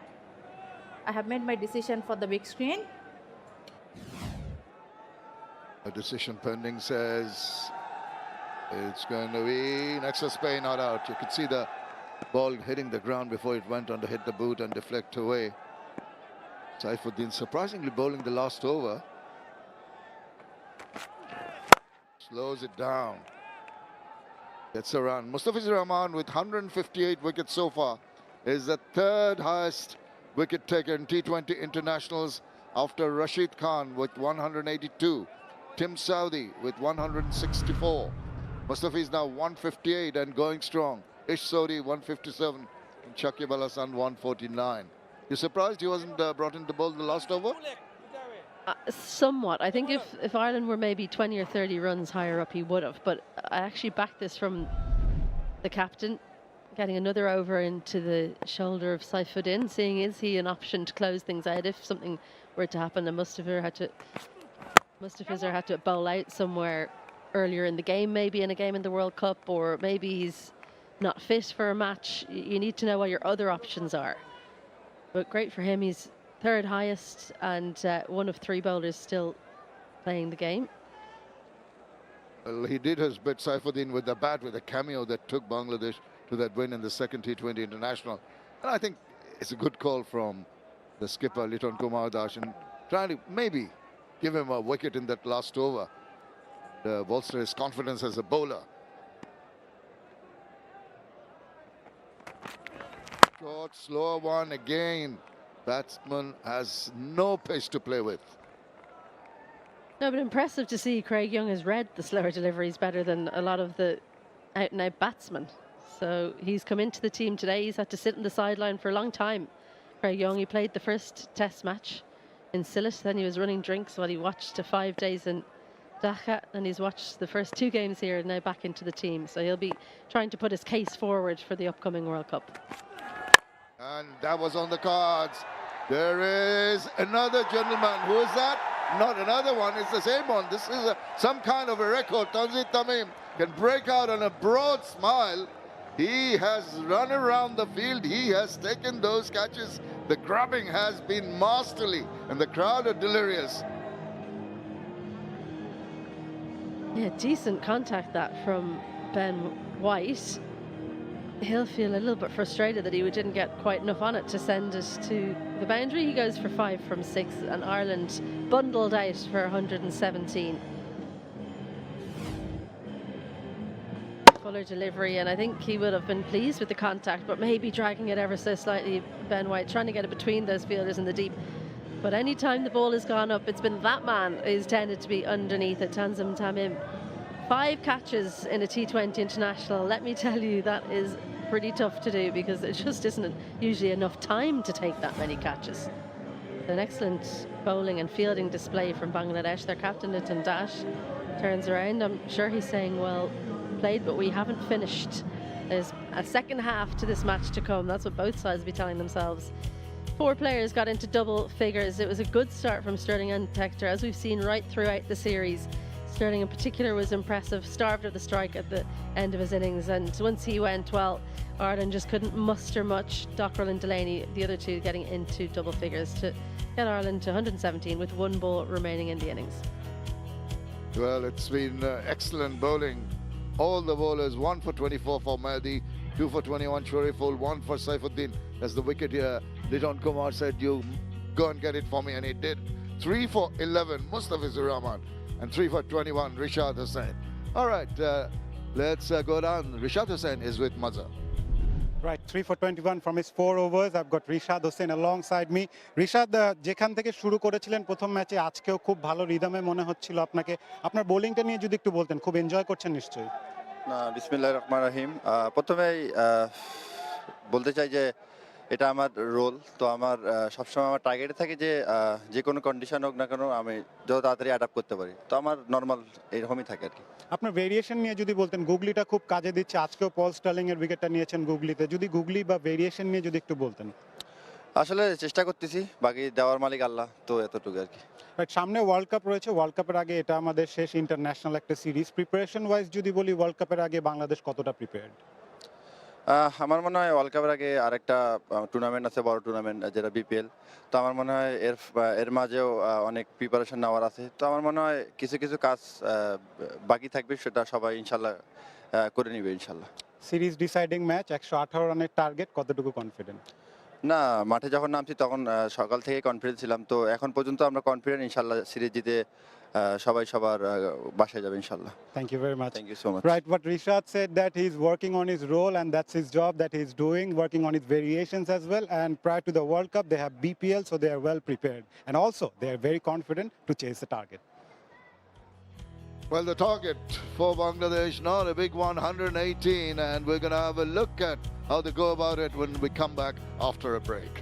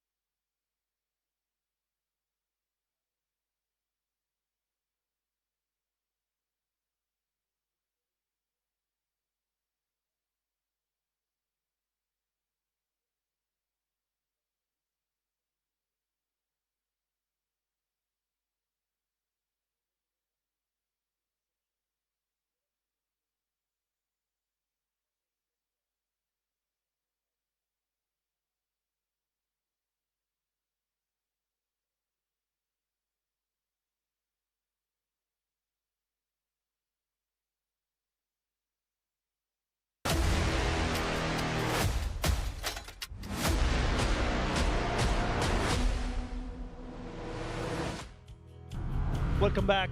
This is the decider, the third T20 international match of the series between Bangladesh, the host, versus visitors Ireland, the Dutch-Bangla series from the port city of Chattogram.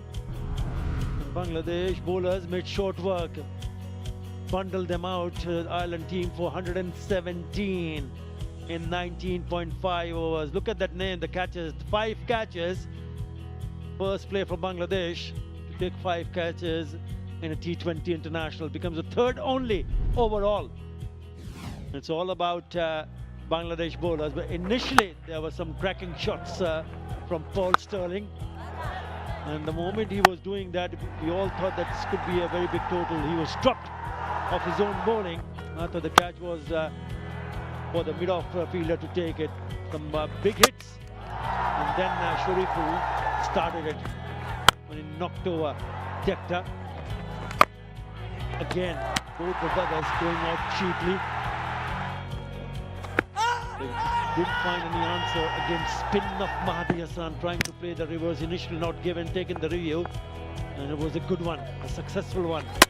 Then Rishabh came and bowled some big googlies, knocking off the middle stump. Yeah, there was stuff going out. Ireland will look back at this and think perhaps there's elements of the game. That was an opportunity of a run-out direct hit required. Looking to play the big shot and only find fielders. Rotation of strike was not consistent. And I'll come back to that as you break down this innings. Again, looking for the big shot and finding 𝗀𝗃, who's had quite a day in the field, picking up 5 catches.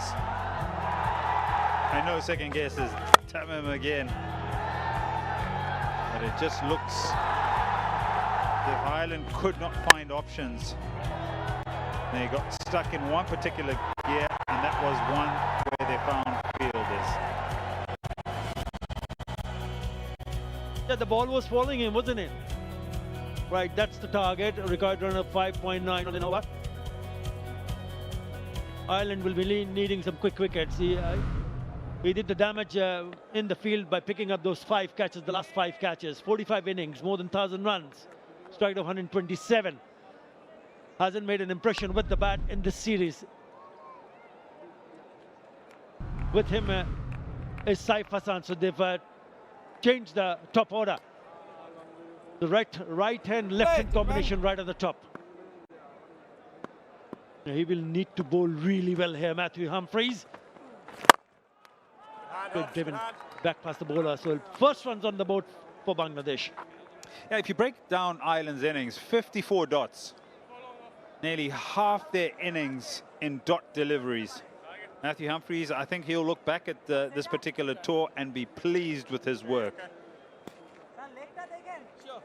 Wickets in Sylhet, wickets in Mayapur, and he was very good.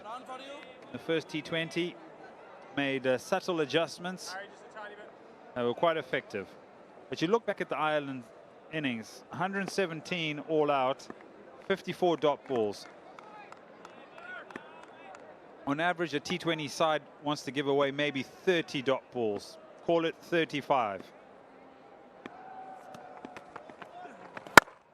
So if you break it down, if you're sitting in the change room, you think to yourself, 20 dot balls could have been singles. That elevates your innings to 137. But in a T20 game, at least 10 to 15% can be boundaries, even 20%. So all of a sudden, you're kind, you maybe give them 4 or 5 deliveries that turn into boundaries. Already you're above 150, pushing 160. And that's looking at the game from a breakdown. And you just see the breakdown on your screen a short while ago about how they went about their work. And that'll be disappointing for them, because I think they played those first 2 T20 internationals at a high level. But then pace came off, and then the options of scoring dried up. You look at how many times they found a fielder with the ball in the air.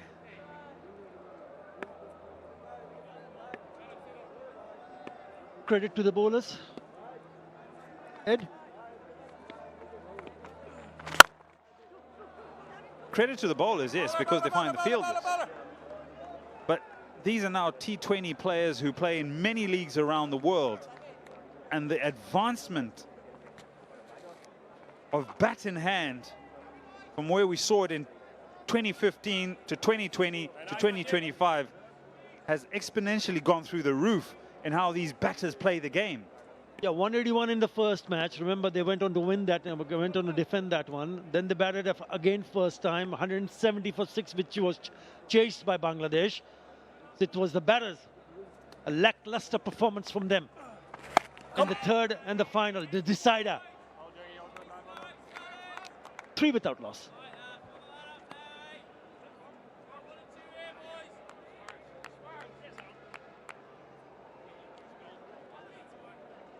Yes, split. Well, I just thought.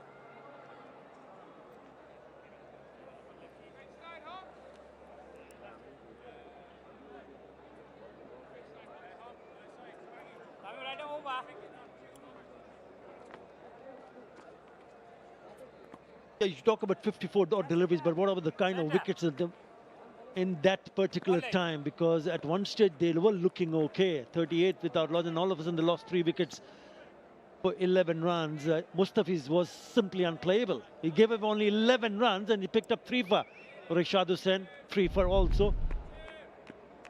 A good collective performance from the bowler. Wadkadeh is the new bowler. Yeah, and just to finish off that point, and the fact that I mentioned at the top of this particular game, as we look at Wadkadeh's numbers, yeah, superb numbers.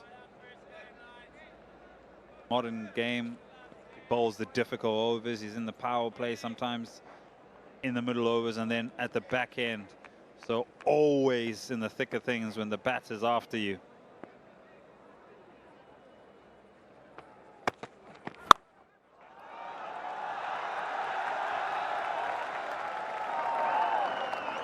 Loser from Wadkadeh. Easy pickings for someone like Tanzid Hassan. He eyed that square on the onside area and presenting with an opportunity to pick up his first boundary in this fashion. Easily picked up. Yeah, the line, the length gives him just enough time to make that adjustment to flick it around the corner. So the slip comes out and reinforces the offside. Fine leg up in the circle, deep back with square leg. As I mentioned at the top of this particular international, I wanted to see how these teams would adjust to the change in conditions, it being a day game. And at the toss, I was quite surprised, in fact, that Paul Stirling decided to bat first. Because for me, if you look at where the state of the game is now, the sun sets a little bit earlier. And so that natural atmospheric pressure around the ground will drop and it'll just come onto the bat a little bit better. The lights are on as well. So it was important about restricting and awaiting the conditions to play into your hands as they did in the first T20 internationals. Important for them, yes, we can talk about might not have been the correct decision. Batting didn't live up to their reputation in this series, apart from the first 2 games. But whatever you have in front of you, you need to find the right things to do, because it's not easy to defend this total. Make no mistake, 117 is what they managed to score. So it's about taking wickets, it's about making early inroads. And I think if you look at the way the spinners bowled, and even the seamers, pace of the ball was the key. Right from the word go. So I think it's important even for someone like Wadkadeh to look into the direction and the rest of the seamers, because they do have Matthew Humphreys, who picked up 4 wickets in that first T20 international on the same pitch. I like your point there as we have a look into the bay.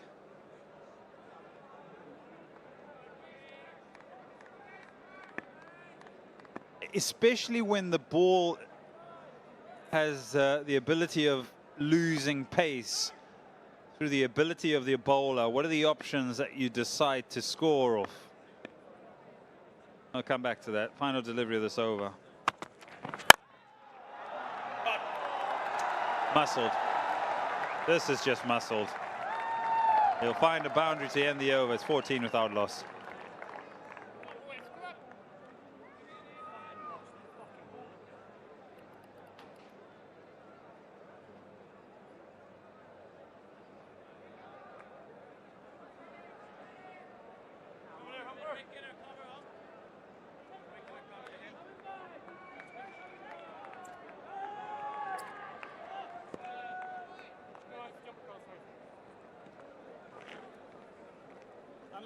Over for you.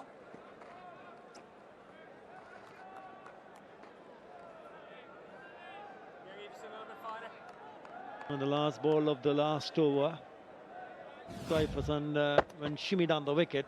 It was a short one, but enough on the bat, middle part of the bat, and he, as he rightly pointed out, muscles it. Nice little shot. This is beautifully played. It should be cut off. It is. But what a lovely shot that he just waited on it, just opening the face of the bat. Deft touch from Tanzid Hassan. Yeah, picks up that there's pace on here. 105 kilometers of it from Humphreys, and a deft touch, a delicate touch, and good commitment in the field as well to keep it to 2 and appreciated. Shouts of catch it, but it's in the gap. One bounce over to the fence, so he's taking on Humphreys. I still feel that he's bowling a little bit quicker. The first one was 105, but he pulls it back 89, but doesn't put it in the right area. Gets belted away for a boundary. So quite clear in his mind here. There's pace on. I'll use the angle and the pace to pick up boundaries. If he slows it up, I'll go in front of square with the slog sweep.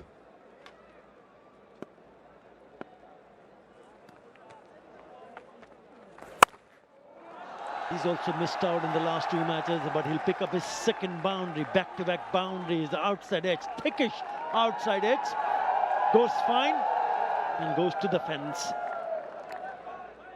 No guesses, pace on, he decides, it's fine, I'll just open the face.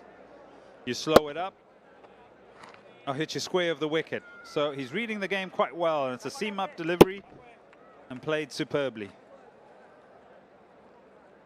And this kind of a serve, you've got to start bowling a little bit slow, whether you're a spinner or a seamer.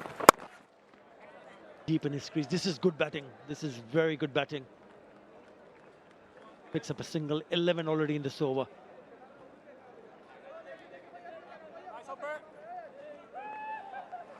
Even today, they've sent in, even with the total of 117 for Bangladesh to go and wrap up the series, they've picked up a different pair to open the batting, just to have an idea about what is the right combination. I was going to ask you why. We'll come back to that. Oh, lovely, lovely. Your thoughts on why that would happen? Why would Saif Hassan come up the order? Awesome hops. He's got the added responsibility as the vice captain, Saif Hassan, to get this combination a little bit different. Instead of sending 2 left-handers up the order, you have 2 different set of batters. So it makes life a little bit difficult for the bowlers to maintain that right line and rent for left-hand, right-hand combination. 26 without loss.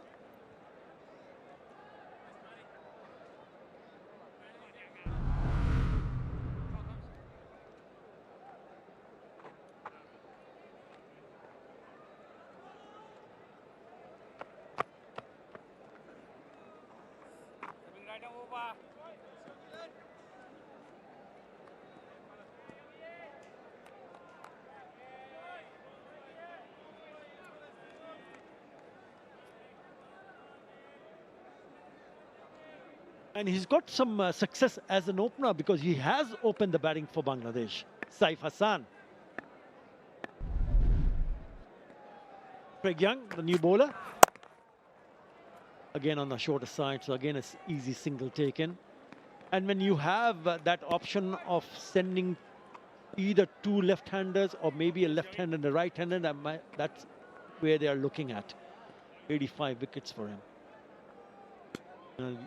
Replacing 𝗂𝗃𝗍.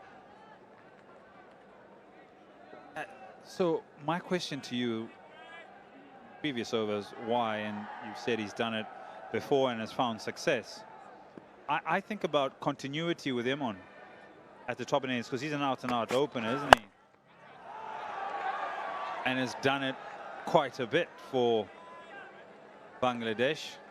And so, is it that easy to make those changes where you drop him on to maybe 3, or is it Saif Hassan who is the floater in the team, or is it a discussion of saying when we Pervez Hussain Imon, if he gets going, really goes after it in the first 6 over. But not a bad option to have. Again goes down the wicket. This could be trouble here. All well taken, beautifully done. 𝗂𝗃𝗍 picking up that catch magnificently. So Saif Hassan goes. Yeah, still trying to put the foot down and get runs as quickly as possible. It's almost a cross-seam delivery here. It comes down with a little bit of a wobble, maybe some variation that creates this error. 𝗂𝗃𝗍, that's a good catch, running back. And so it's a breakthrough for Ireland. Hassan gone for 19, it's 38 for 1.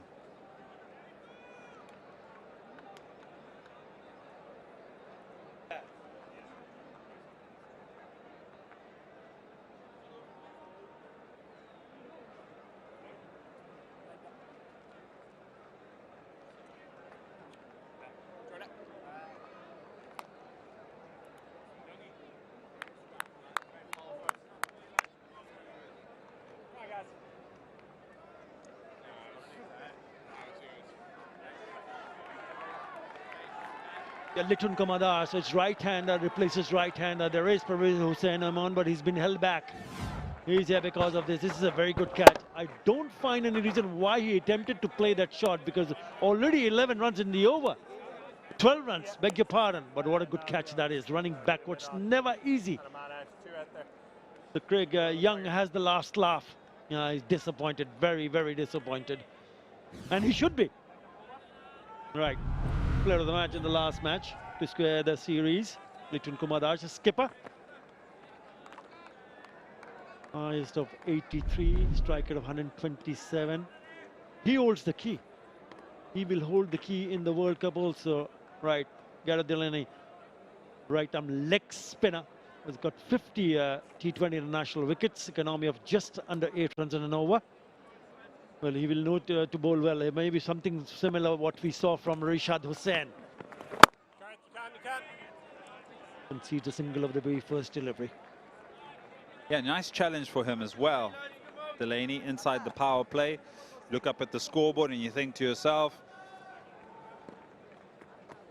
let me produce the best I can. If it doesn't work out, it's okay.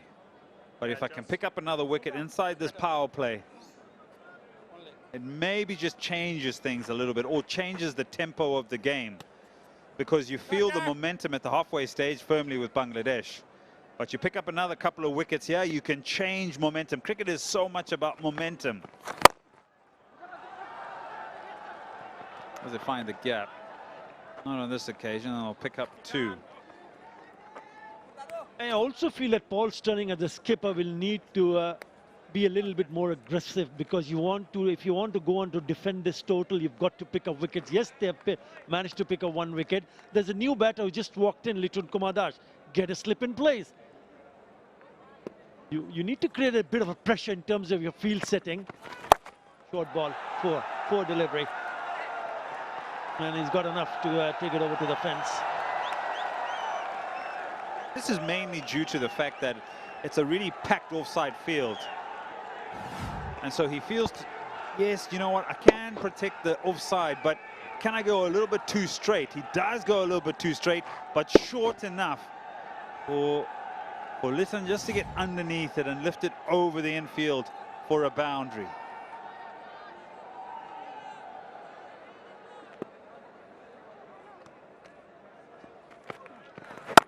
Lovely bowling. Kept low, but it's important that he keep it on the stumps.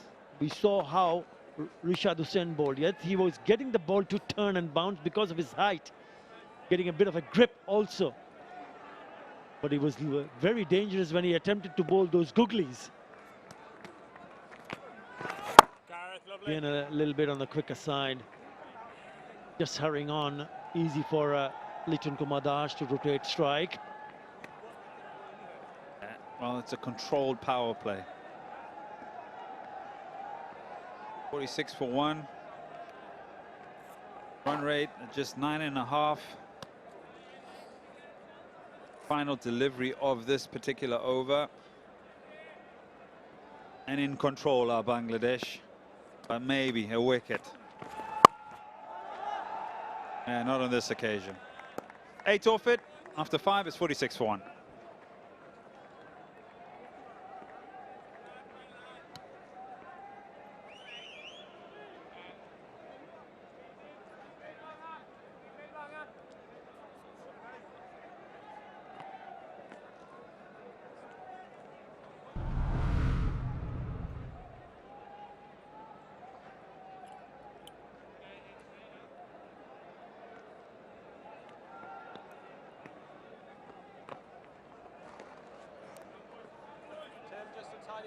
Those two shades of green warms tell you that the match at this point in time were pretty close. Actually, it was 50 for 1 after 5 overs for Ireland till that slump happened and they got bowled out for 117.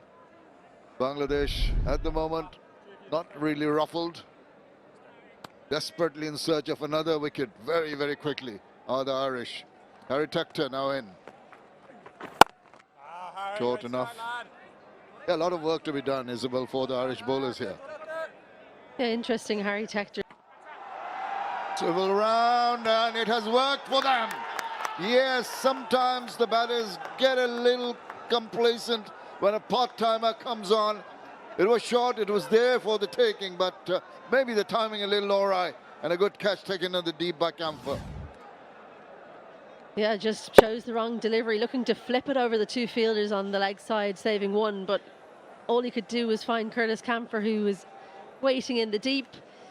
Golden arm Harry Tector, he's given the credit for that to somebody else. We won't know who that is, but Liton Dash, the captain, 7 from 6 for him. He's gone. Bangladesh 46 for 2.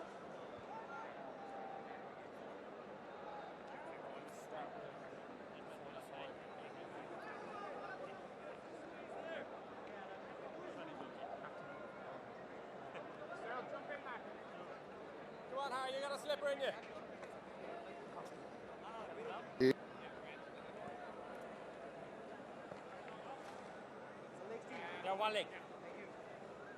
One coming down.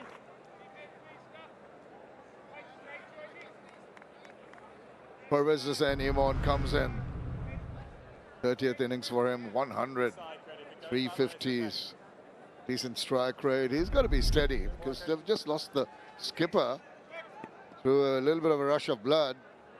Not having a good enough look at Harry Tector, taking him on and paying the price.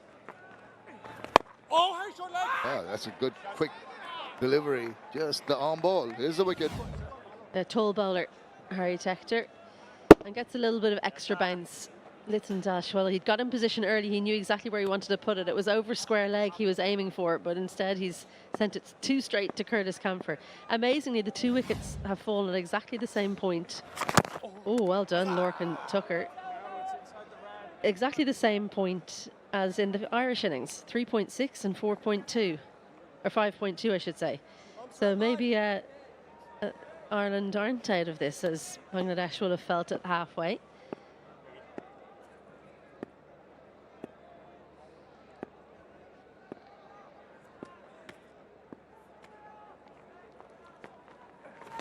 Oh, that was holding its line, and he was playing away from his body. Could have got a touch to that one. Well, what happened here?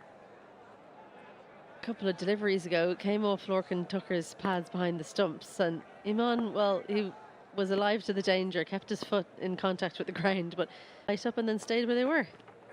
Full toss. Now that surprised him. That's why he couldn't put it away, but good enough to take a single. What a good over it's been, Isabel. 2 runs so far and a wicket. He's by and large bowling arm balls here, Harry Tector. You'll see him in that delivery. It was quite a low arm action, so he's trying to just swing it in towards the stumps. That wide down leg side was one as well, and then the one out near the offside wide line that just snuck inside. So he's just found something that's working for him here, even if it was a full toss. Yeah, have a look now at the angle of this arm, really wide, angling it in. So just cramping Ithman up for room, opts to go with a straight bat. Things have run, not there. Excellent over. 2 runs from it, finishes the power play. 48 for 2.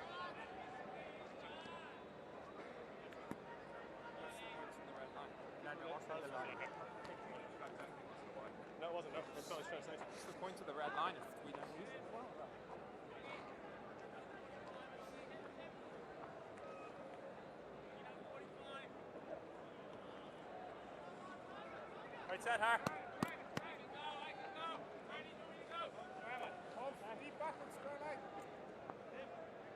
45, I think, lads. Off stump. Oh, thank you. No. Well, this game might have more surprises. Neck to neck after the power play. 48 for 2, 51 for 2. So the Rahman signals the completion of power play. The next phase where you have fielders outside the 30-yard circle. More protection in the deep.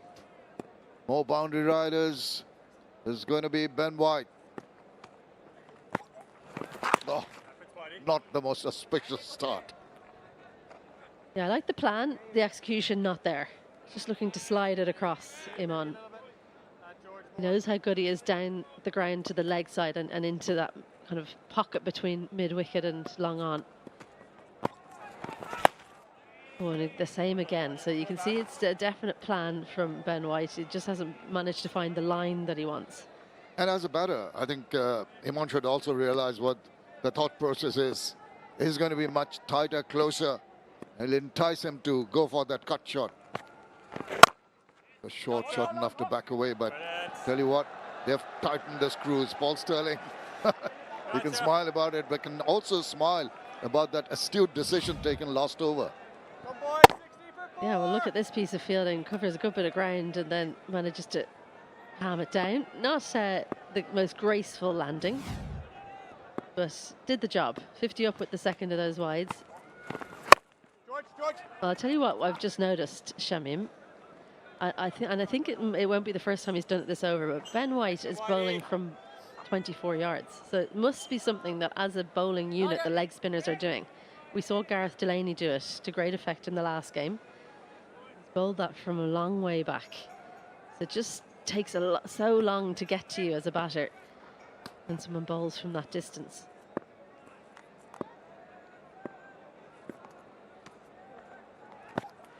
Just closer to the delivery stride. Yeah, the third ball was 95 clicks. The next one was 85. Going, look at him. Still a long way to go behind the crease, and the ball does not arrive. And when it does not arrive, you can find it very difficult to time it. I mean, your mind is playing all sorts of tricks on you when you're facing a delivery bowling from that length. That one's short. It's hurried him. Has this pitched in line is the question. I don't think so. But all of a sudden, he's bowled that from right up tight, and it looked short to Ithman, but because he's bowled it from the 22 yards, it's actually not as short as you would think. May have been short, but it came at you at 102 clicks. What a fantastic variation of the deliveries of speed and also the control of the balls. Maybe he went for a couple of wides to start off with, but it's come back very well. And that's another wide now. He's trying it once too often, trying to entice the batter. It's just because of how wide he is on the crease as well. He's obviously bowling over the wicket, but he's very wide towards the sideline there. So the angle took it through the wide line. That's better.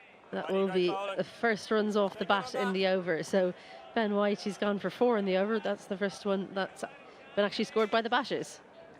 Yes, indeed, and looks of concern on the face of Mohammad Ashraful, the batting coach, alongside him. Bangladesh maybe have thought to have just gone for that smallish target with a bang. They started off in that manner, but they've been pegged back to some excellent bowling by the Irish bowlers. Another good one, just the single to finish off that over. 5 runs from the 7th, 53 for 2.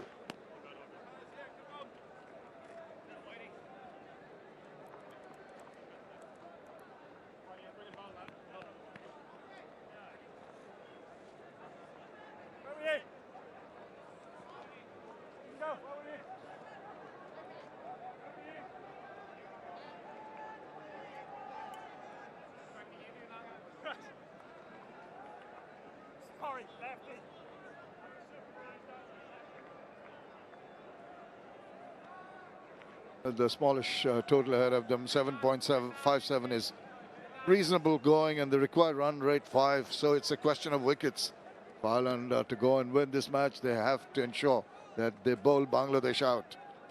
Exactly what Bangladesh did to them.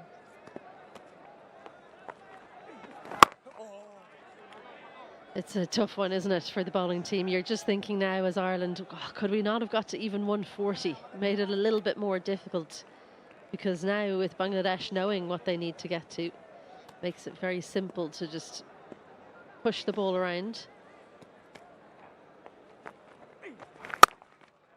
This has been cut square, but there's protection. Bangladesh striking against pace versus spin. Tell you the versus seam, it's 126.1 and 113.5. So there's definite evidence of the ball turning, and they're more circumspect in their approach to the spin bowlers. Down the leg side, that's going to be signaled wide. Good keeping from Lorcan Tucker. Yeah, it would be a surprise to me coming into this series that would be the split between seam and spin in this series in Chattogram. So both teams recognizing that it's maybe a little bit more difficult against spinners and bringing in extras today, shoring up their stocks. Harry Tector getting a bowl, of course. Sweep shot, very difficult to play against this tall spinner who bowls at a decent pace. It's been a revelation to me, Harry Tector. Astute decision by the skipper and bringing him on and paid off the previous over. Too early into the shot, gets his shoulder, doesn't allow the batters to settle down. Once again, we're rather tentative in that push. Yeah, Harry's an interesting one with the bowling, because he really started out as a spinner who batted at underage level. He was always captain, every age level, but he was generally first change, bowling his off spin. His batting came when he was slightly older, kind of when he got a bit taller and stronger. Well, is there another chance here? No, find the gap. George Dockrell will put it off for just a single. Tell you what, Isabel, the pressure is building. You can feel it in the air. You can feel that there's that pressure creating, forcing Professor Hussain Imran on that occasion to go for that pull shot. Thankfully, it was in between the two fielders. Definitely pressure. How's Tanzid, who's going comfortably enough, going to handle it? But it's Imran on strike.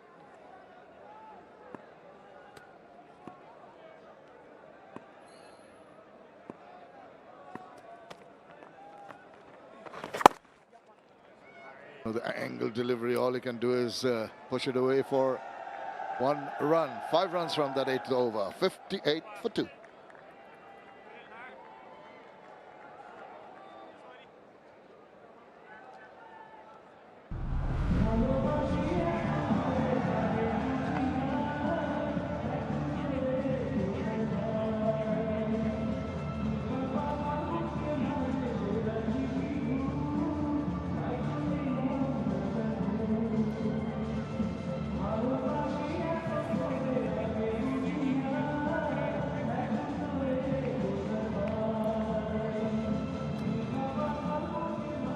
Very similar, the manner in which Bangladesh and Ireland have started and lost a couple of wickets in the power play, and then the lower tower blocks coming through wide. He chased after it once again because of the ball going away from him, not from the meaty part, but a couple of runs nevertheless.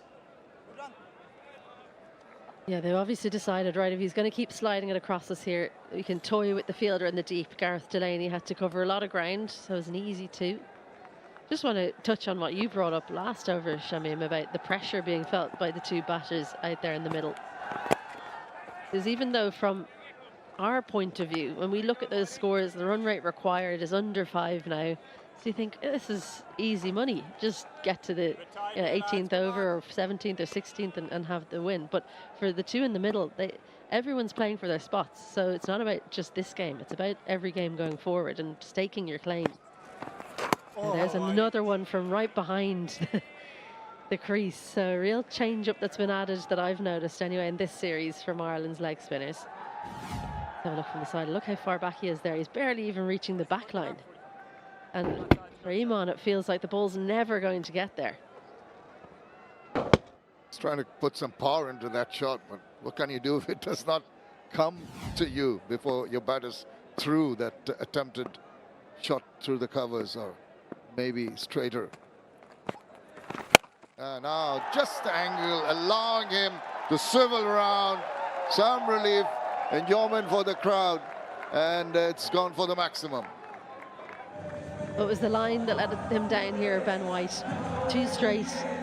Iman's real strength is into the leg side. So anything 2 straight. He's got very quick feet here, quick hands as well, and uses his full body to add power and send it for 6.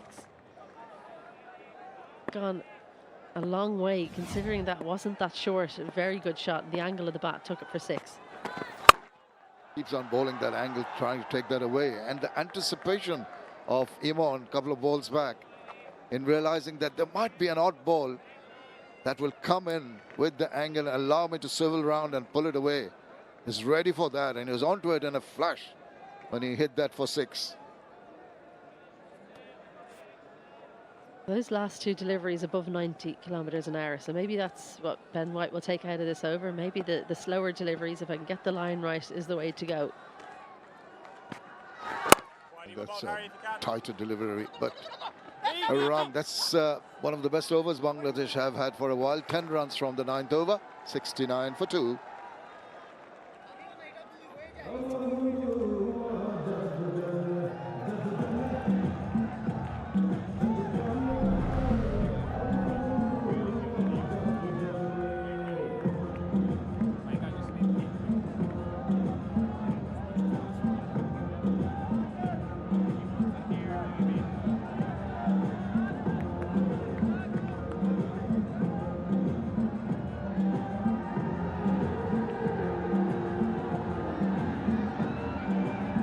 This is the Ireland squad we've had out here for this Dutch Bangla Bank T20 International Series for Ireland. One player missing there, Ras Adair. He's likely to come in for the UAE series late in January, and then the World Cup in February that Ireland will be based in Sri Lanka for. Generally bats up the top of the order, so it'll be interesting to see how Ireland mix things up. Will they stick with what's been working in Bangladesh before today? Let's be honest. But I think lots of decisions to be made. They'll have those games where they can decide on their final lineup. Harry Tector being trusted with the ball for a 3rd over on the trot. That doesn't come as a surprise. I think he's done very well in his previous 2 overs, taking that important wicket that ensured that the batters do not take a fancy to the bowlers and take them on. There's been good, tight, accurate bowling. And when you're under pressure, when you're defending a target of only 117, but this kind of showing will augur well for Ireland.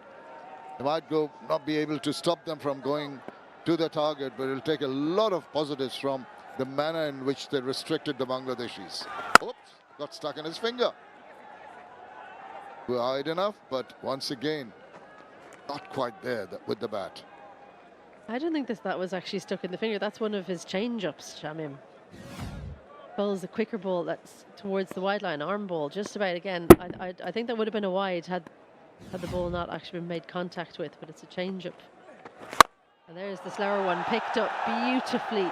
Absolutely stunning hitting from Iman. When he gets it in his area, he sends it big and long. Another 6. Well, he only likes to hit 6s and to the longest part of the ground. look at the manner. Just before that, he changed bats. And this one from the sweet part of the changed bat. Look at him going down right through the line. Bang! Off it went. Many a mile, straight as an arrow. So delightful, so pleasing to the eye. And he does sweep that very nicely. Over the ball, rolling the wrist.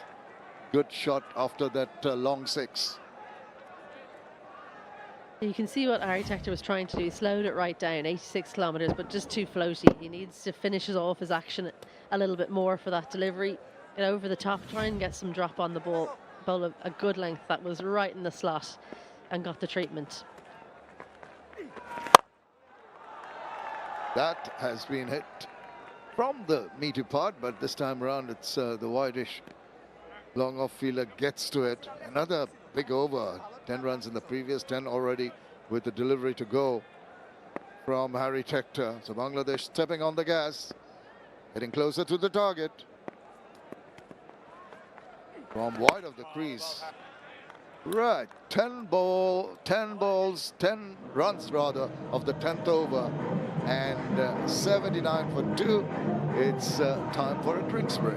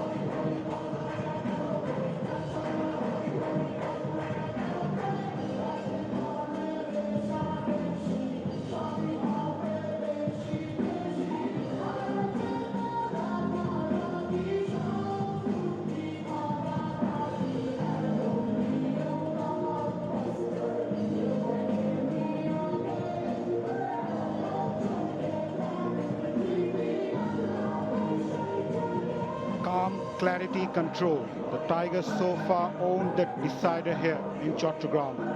In chase of 118, they are 79 for 2 after 10 overs. 𝗪𝗪 Tamim at the top, 27 of 20. 𝗃𝗵𝗄 21 of 20. Not a big target to chase, as the two openers from Bangladesh came in with a positive frame of mind. Played their strokes, Saif Hassan and Tanzid Hassan Tamim. Both look good. Tanzid in particular played some shots, at times not from the middle of the bat. Saif Hassan with his trademark shot all the way from maximum. Also played on the offside, and this one is high in the air but well taken. It was the first wicket for Bangladesh, and then Liton Das came in, struck a couple of boundaries before being hauled on in the deep as Bangladesh lost their skipper. But since then it was 𝗃𝗵𝗄 Imon and Tanzid Hassan Tamim played their shots. That was a glorious one from Imon down the ground. This partnership is looking good, eh? Looking good for Bangladesh, but not looking good for Ireland. To run a ball, it's really scaring, or would scare an opposition.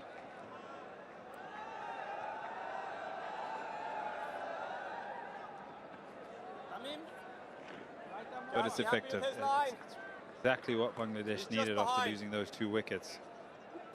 So 39 required of 60 deliveries for these 2 young players who I think we've spoken about, and I think everybody knows how they play. They're aggressive. They want to take the game to the bowler.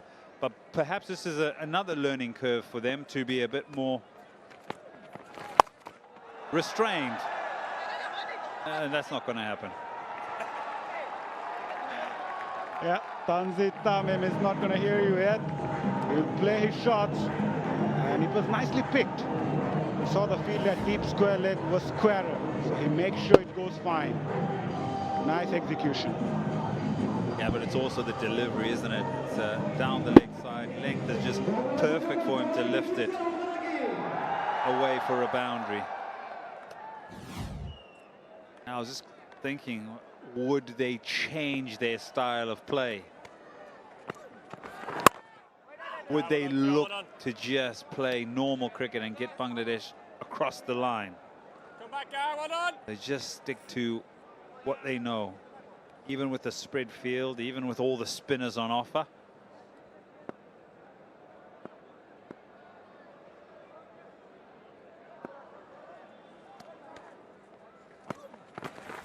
And on the shorter side, rocked onto the back foot. Shots usually need power, his need permission.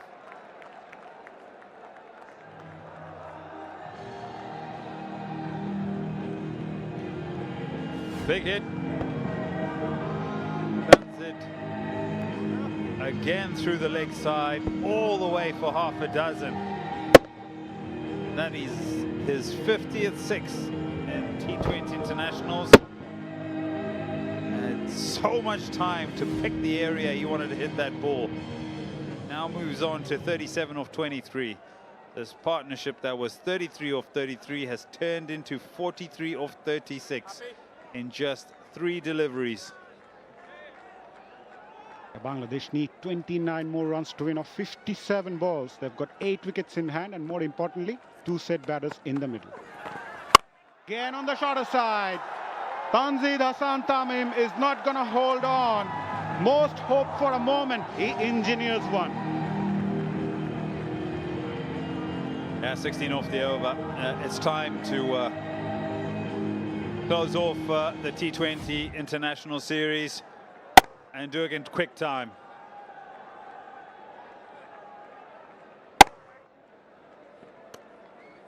.73 meters. 7 fours and 5 sixes. Under edge, will get a single. This is already proved to be the most expensive over of the match. 50 partnership also comes up. Straight after the drinks break, in 5 deliveries, they've picked up 17 runs and only need 22 more to win the series. They won the test matches, I beg your pardon, 2-0. And now looking to close off the T20 series. So 17 off the over, 11 gone, 96 for 3. Or 2.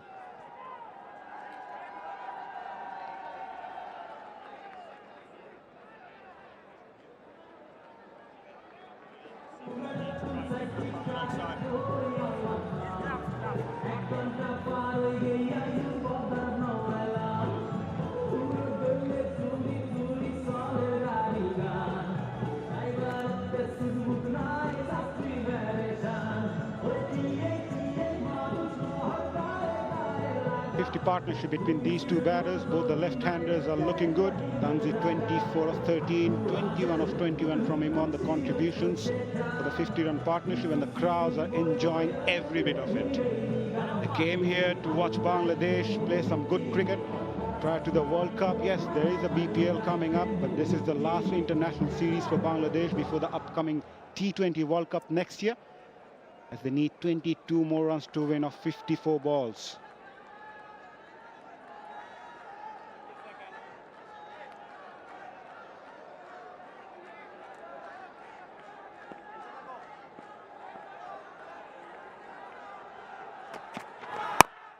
Oh, nicely adjusted in the end, must say. But the bowler bowled really well, seeing the batter coming forward.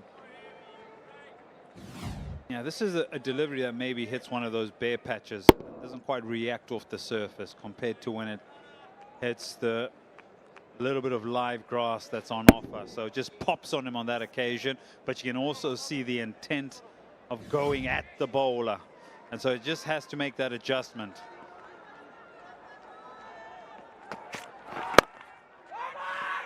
Loud call of weight from Tanzit Tamim. Yeah, just to add to your point, Ed, you were mentioning about how they're going to play despite the required run rate is not that high. It's about how they finish. It's a habit, you know. You tend to throw away. Yes, you're winning the game. You're striking the ball really well, but at times you need to finish it.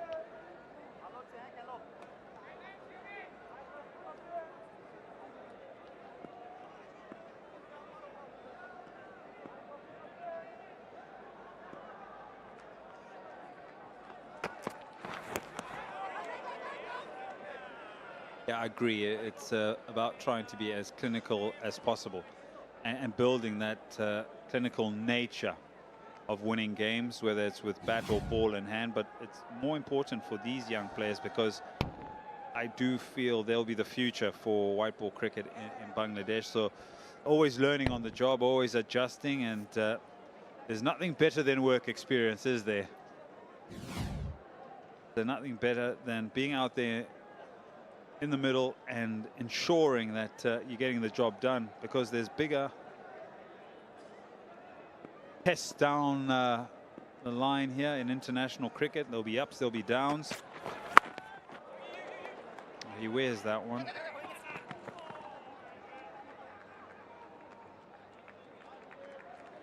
And also you think to yourself, it's also a transition. The Bangladesh white ball team, where there's likes of these young players that are coming through and trying to cement their place in the side.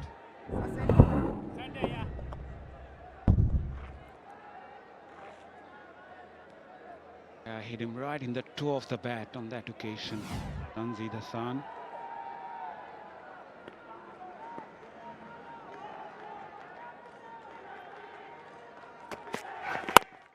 Nicely bowled, nicely played as well. Rightly behind that one.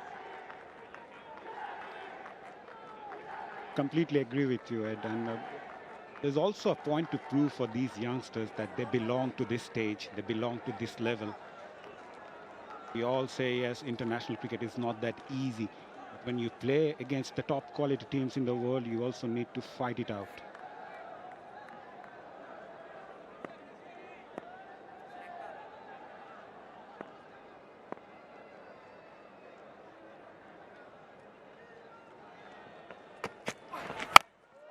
Goes for it high. Will it clear the fence? It does. He don't hold on to fear. He hold on to fire.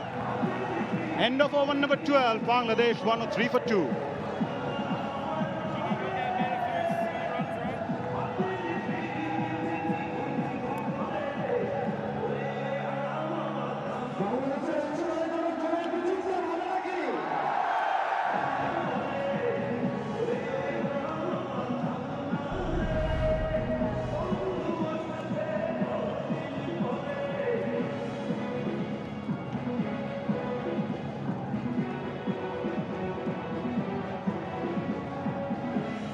Bangladesh are cruising along. They need 15 more runs to win of 48 balls. On the last ball of the previous over, 𝗶𝗺𝗲𝗂 just launched onto it.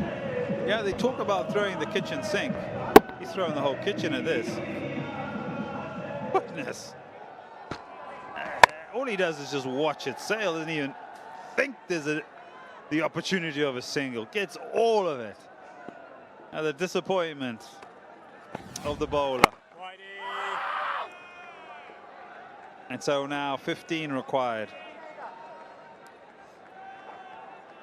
Oh, she hit that a long way. Having said that, look at that. 27 runs off 23 deliveries. Hasn't hit a boundary. He's hit 3 sixes.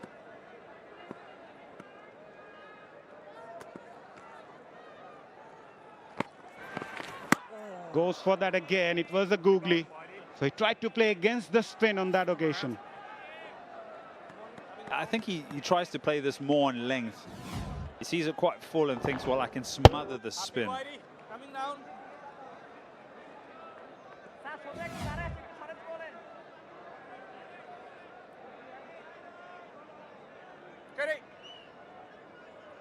Light change in the field. Deep mid wicket goes back. There's deep square leg. Fine leg comes inside the circle. So they are asking him to go take the challenge. Better, much better from White. But you have a feeling he's ticking here. 3 dot balls. He's waiting for the right one, isn't he? Just to get out the middle of the bat. So biding his time is 𝗀𝗃. Occasionally says, well, it's not quite there. I'll pick up a couple. So he'll move on to 47. Again, that's brilliant cricket from 𝗀𝗃 Tamim. The bowler and the fielders were expecting him to go hard. Rather, he plays with soft hands, exploiting the field and gets a couple. I was talking about a transition in sides, and when I think about transition, I think about the age of, or the average age of each of these international teams. And you look at Bangladesh, their average age is 26. So there's still a good group of young players. And I was also thinking in the back of my mind what the average age of Ireland would be. And it's 27. So in terms of the amount of young cricketers or youthful exuberance that's injected into both sides, they're both set up really well for the longevity of T20 international cricket. And a lot of them will get a lot more opportunities around the world with a lot of T20 leagues and opportunities. So a little bit of a misfield on that occasion. 5 off the over. It's 108 for 2.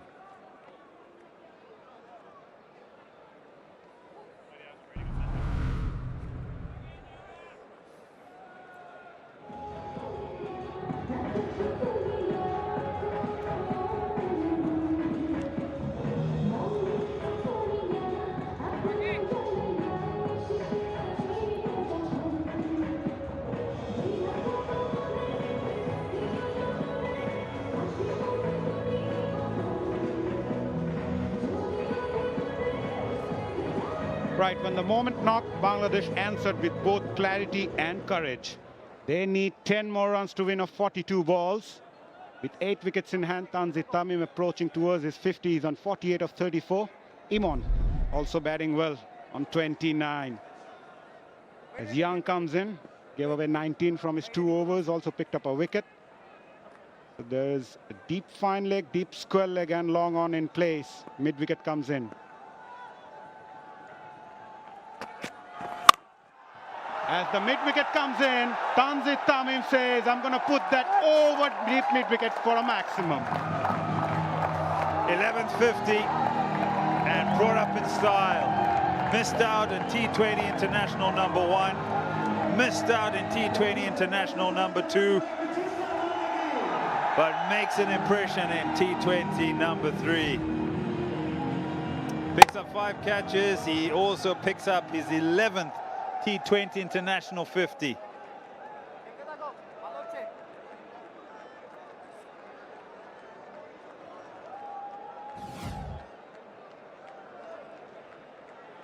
There we go. 54 of 35. Striking at 154. So 1 hit away are Bangladesh from winning this series. Yeah, it's been authoritative from Bangladesh in the 3rd and final series deciding game here in Chattogram.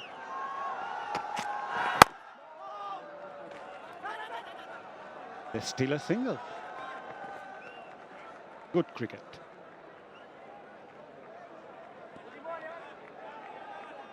Imon will be saying, right, my turn.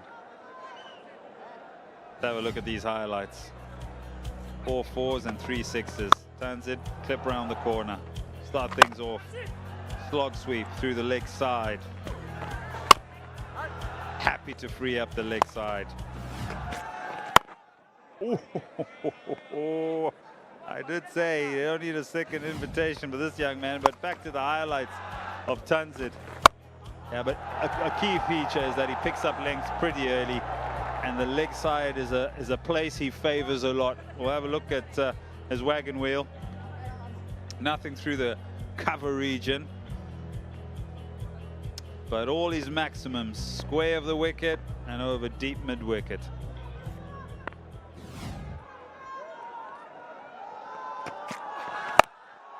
𝗂𝗂𝗂𝗂𝗂 finishes things off in style as Bangladesh go on to clinch the series 2-1, winning it by 8 wickets. It was authoritative. It was a statement from Bangladesh after the defeat in the first match. They came back strongly. Yeah, a reflection of the game is that there is still 6.2 overs left in the game. They've got these runs quite easily, and courtesy of these two southpaws, these two left-handers. The future is bright for these two young players and for Bangladesh. For Ireland, yes, they'll look back at this particular game and be quite disappointed. But I did mention to Paul Stirling, there's a lot to take away from this particular tour. They've got a lot of young cricketers and exciting cricketers as well. But generally, it's about winning the series, and a lot of focus will fall upon Bangladesh, and they'll be absolutely pleased with how things have gone.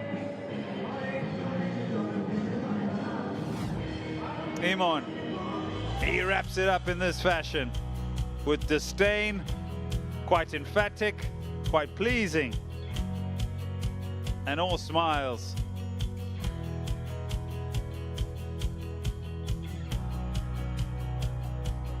Touch of the bat, touch of the gloves, and an embrace.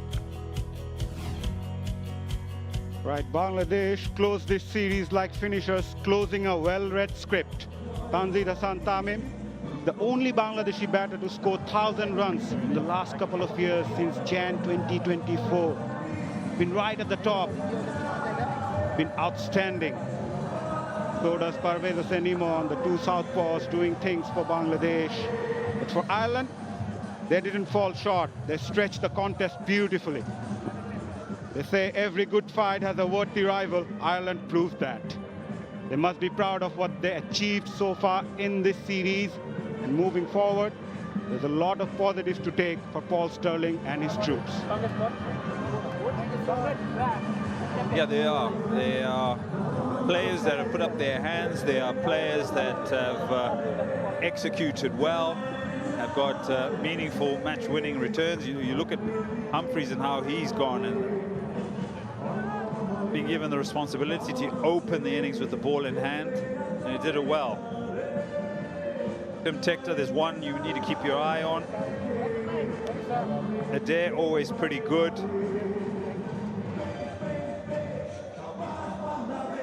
There are a number of things they can look back on here, Ireland, and think, well, maybe today our assessment of the conditions weren't at their best. But that's the batting card, and it's the two young men, Tanzid and Imon, 55 and 33, both unbeaten, striking 152 and 126 respectfully. 5 extras. Bowlers that they would have needed something extremely special to defend that 117. Wickets for Young, just the one, and then just the one wicket for Harry Tector.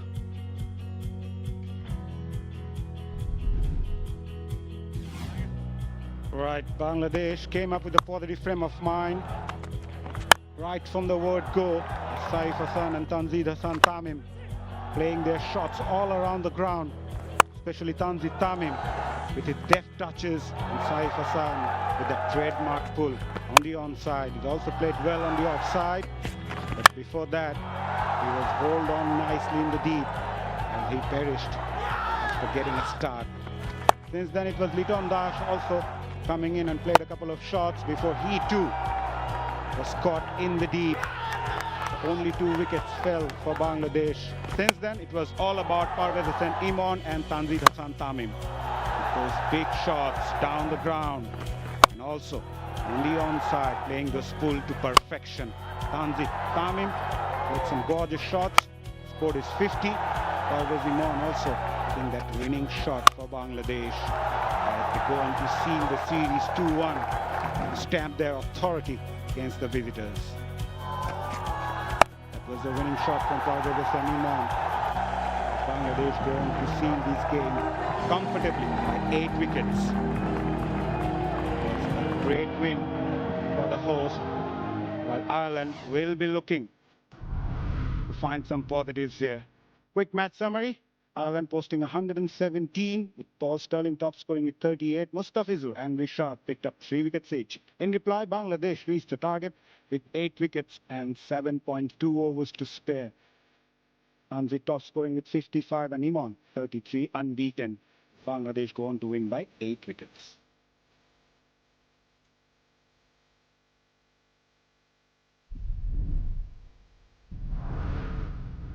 Right, here we go. This is how we break it down. It all started in Sylhet in the test matches. The first test match there, Bangladesh won that by an innings and 47 runs. We then traveled to Mirpur, where Mushfiqah made a little bit of history here in Bangladesh.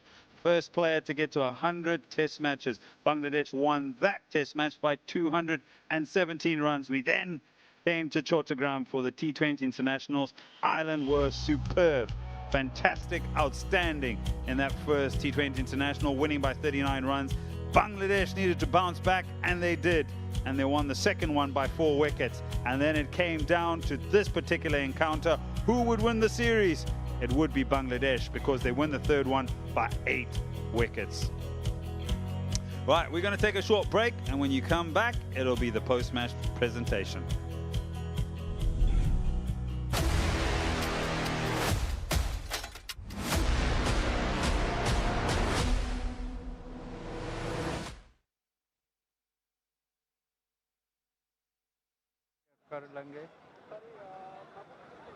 Yeah, 𝗂𝗍𝗃 Hassan's contribution in this series.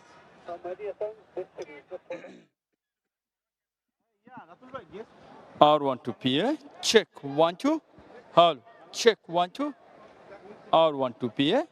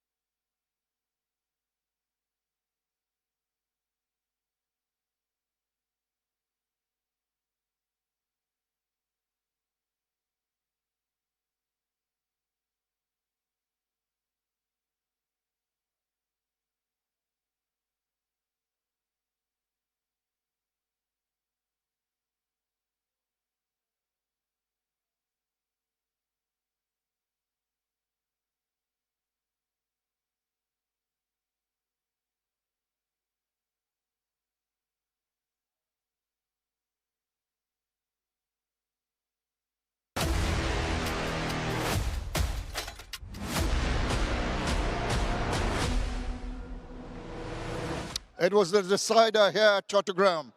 The series 1-all before the game started, and Bangladesh made sure that they won this one confidently and emphatically, and they beat the Ireland team by 8 wickets and win the series 2-1. Congratulations to Bangladesh and commiserations to the Ireland team. Welcome to the presentation ceremony of the Dutch Bangla Bank T20 series, Bangladesh versus Ireland, powered by Rocket and co-sponsor 𝗂𝗃𝗓 Pay. Well, on this auspicious occasion, I'd like to welcome our guests here today. Mr. 𝗂𝗺𝗃𝗄𝗃 𝗂𝗃, Executive Vice President and Head of the Chattogram Cluster of the Dutch Bangla Bank is here. Alongside him, Mr. 𝗂𝗏𝗂𝗫𝗓𝗀 Fahim, Director Bangladesh Cricket Board and Chairman of the Cricket Operations Committee of the BCB is alongside him. And next to him, Mr. 𝗂𝗚 Iqbal Chaudhry, Director Bangladesh Cricket Board and Chairman of the Tournament Committee of the BCB. Thank you, gents, for being here with us. I'd like to request Paul Stirling to come across and have a few words, the captain of Ireland. Bad luck today, Paul. What can you say? You needed to bring out your best game today. Must have been rather disappointing for you guys. Yeah, I think we just ran out of steam today, to be honest. Last game of the tour, and it sort of felt like that out there. We just weren't quite at our best. Well, you started off with a bang, you and Tim Tector going 50 in the first 5 overs. That was a good start, then it sort of fell apart. Yeah, I think that key point between the over 6 and maybe 12, we really didn't get any runs on the board there, and that probably cost us in the end. But you know, we gave it our best shot over the last week or two, and we're happy with some areas of our game, and we've obviously got plenty to work on as well. Yeah, a lot of areas that you can take plus points from.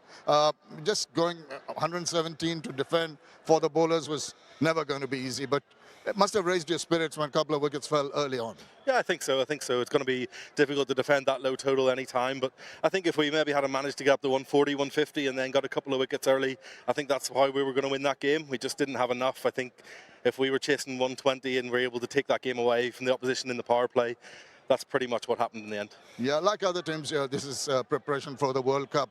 And thankfully, you have another international series in the UAE in a couple of games. So that is at least going to help you in your preparations. Exactly, yeah. We should be going in pretty match fit by then, and you know, hopefully at our best. That's the key.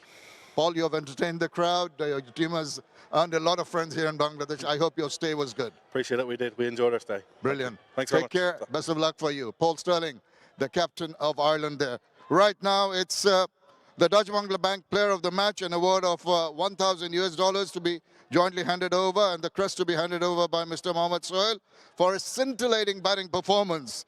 It goes to Tanzid Hassan Tamim. 55 of 36 balls, 4 fours and 3 sixes, 5 catches. Well played, Tanzid. After collecting that, if you'd like to come across, please.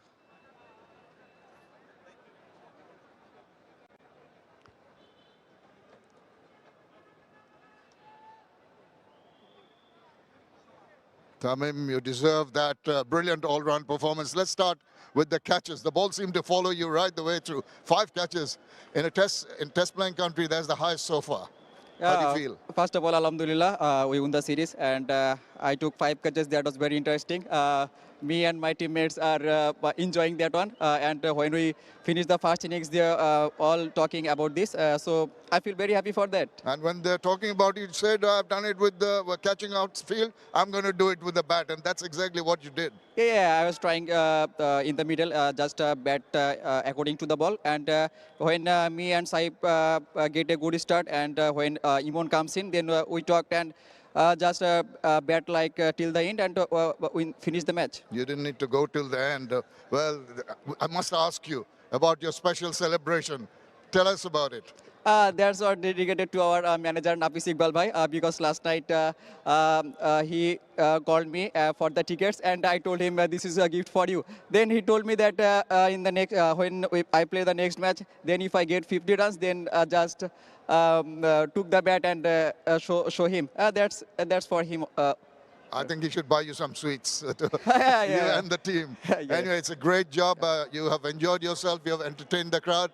Best of luck for the future for you and your team. Yeah, thank you. Thank you very much. Tanzid Hassan Tamim, of course, is the Dutch Bangla match player of the match. Okay, now the all-important player of the series. This is an award of $2,000 to be handed over by our guest, and the crest also to be handed over by Aasan Iqbal Chaudhary. I must tell you that it was quite difficult for the commentators to select a player of the series because a lot of players scored runs. 𝗿𝗂𝗃, Paul Stirling, Tim Tector scored over 80s. Mark Adair got 4 wickets. Matthew Humphreys got 4 wickets. Rishad Hussain got 4 wickets. But the man who made an impression playing 2 games, 3 wickets in the previous game, 1 very important wicket in this game, of course, is Sheikh Mehdi Hasan, who is with the best economy rate, the Dutch Bangla Bank player of the series. Player of the series is Sheikh Mehdi Hasan.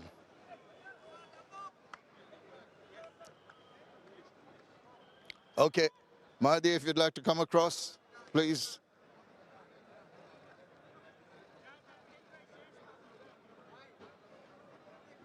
Congratulations, very, very well done. It's so important in a T20 match when the economy is good, and you had the best economy. That's what you're working at, alongside the wickets. Yeah, first of all, Alhamdulillah, I'm trying my best, and truly speaking, last 2 matches I'm ball fast over, not good well, but after that back is very well done because you know T20 cricket is middle over is important. That's my role. I am trying my best, and hopefully, inshallah, next time will be better. Yes, and sometimes when there's a big total to defend for the bowlers, it's a bit of a pressure. You seem to be very comfortable in the manner, and you tried your variations very well. Yeah, definitely, because first I am not playing first match. We back second match, and that time is lots of dew here, and today and no dew because day match. So I'm using my variation and try to my line length, and I work with against team batsmen. That's why. So that is the important point you brought up. Bowling with dew factor, which makes it difficult for the spinners to grip, and you can try your assortments when the ball is drier and better to grip. Yeah, it's difficult for me because I am a finger spinner, but I'm trying my level best. That's why I'm a success. You're trying your best and you're doing your best. Thank you very much. Well done. Thank you so much. Congratulations to Sheikh Mehdi Hasan for winning the player of the series. Okay, now we have the winning captain, 𝗵𝗺𝗃𝗃. Big cheer goes out for the captain. Congratulations. Very emphatic last win, and you needed that. Today, bowling them out for 117 was a great job by your bowlers, and then the batters made it look quite simple. Yeah, definitely. All the bowlers did really great job, especially in the middle over. Although the first power play, we didn't get any wicket, and they scoring lots of runs. The way Rishad and Sheikh Mehdi came back, it was amazing. They are our main bowler, and they take the responsibility and did a great job. They did a great job indeed, and then also you can't afford to be complacent, even though, you know, small totals can be a little dodgy at times. So you have to go to that target in a steady manner. Yeah, when I saw the wicket was little bit turn and low, so slow side. So I tell to my all the batsmen to play your normal game, attacking in the power play, because if you took 30-40 runs in the power play, it will be easier to bat in the later part. Yes, indeed, and it turned out to be easy at the end too. Okay, quite an emphatic win. Well done for that. Your team must be very happy. But you've got the BPL, which is part of the preparation for the World Cup. So that'll be a crucial time for all the players in different teams, but all the players individually. Yeah, whoever play, wherever play, if they play their 100% cricket, it will be help in the Bangladesh team as well. So I want all the players, whenever they play BPL, they will perform, and came for the national team, they did the same thing. Well, you have brought the smiles back to all your supporters here and all around the country and all around the world, and that's what they want you to do. Play good cricket, doesn't matter if you win or lose. Yeah, definitely. And can I say something? Yeah, absolutely. Thank you, চিটাগাংবাসী. Always আমি একটা কথা আগের বার বলেছিলাম যে আমরা হয়তোবা আপনাদেরকে ওইভাবে সাপোর্ট করতে পারি নাই, জিততে পারি নাই, বাট চেষ্টা করেছি এবং আমরা সিরিজটা উইন করেছি এবার। সো আপনারা সবসময় আসবেন এবং সামনে বিপিএল, আপনারা আসলে ভালো লাগে, মাঠটা ফুলফিল থাকে এবং আমরা খেলতে অনেক মজা পাই। সবসময় সাপোর্ট করবেন। Thank you very much. Thank you very much, Liton. Best of luck. 𝗵𝗺𝗃𝗃 just thanking the crowd here for their support, whether they win or lose. It's been very emphatic, very good win by Bangladesh, 2-1. They take the series, and 𝗵𝗺𝗃𝗃 now goes across to collect that winner's trophy from Mr. Najmul Abidin Fahim, The Dutch Banglabank T21 series won by Bangladesh 2-1. Congratulations, Bangladesh.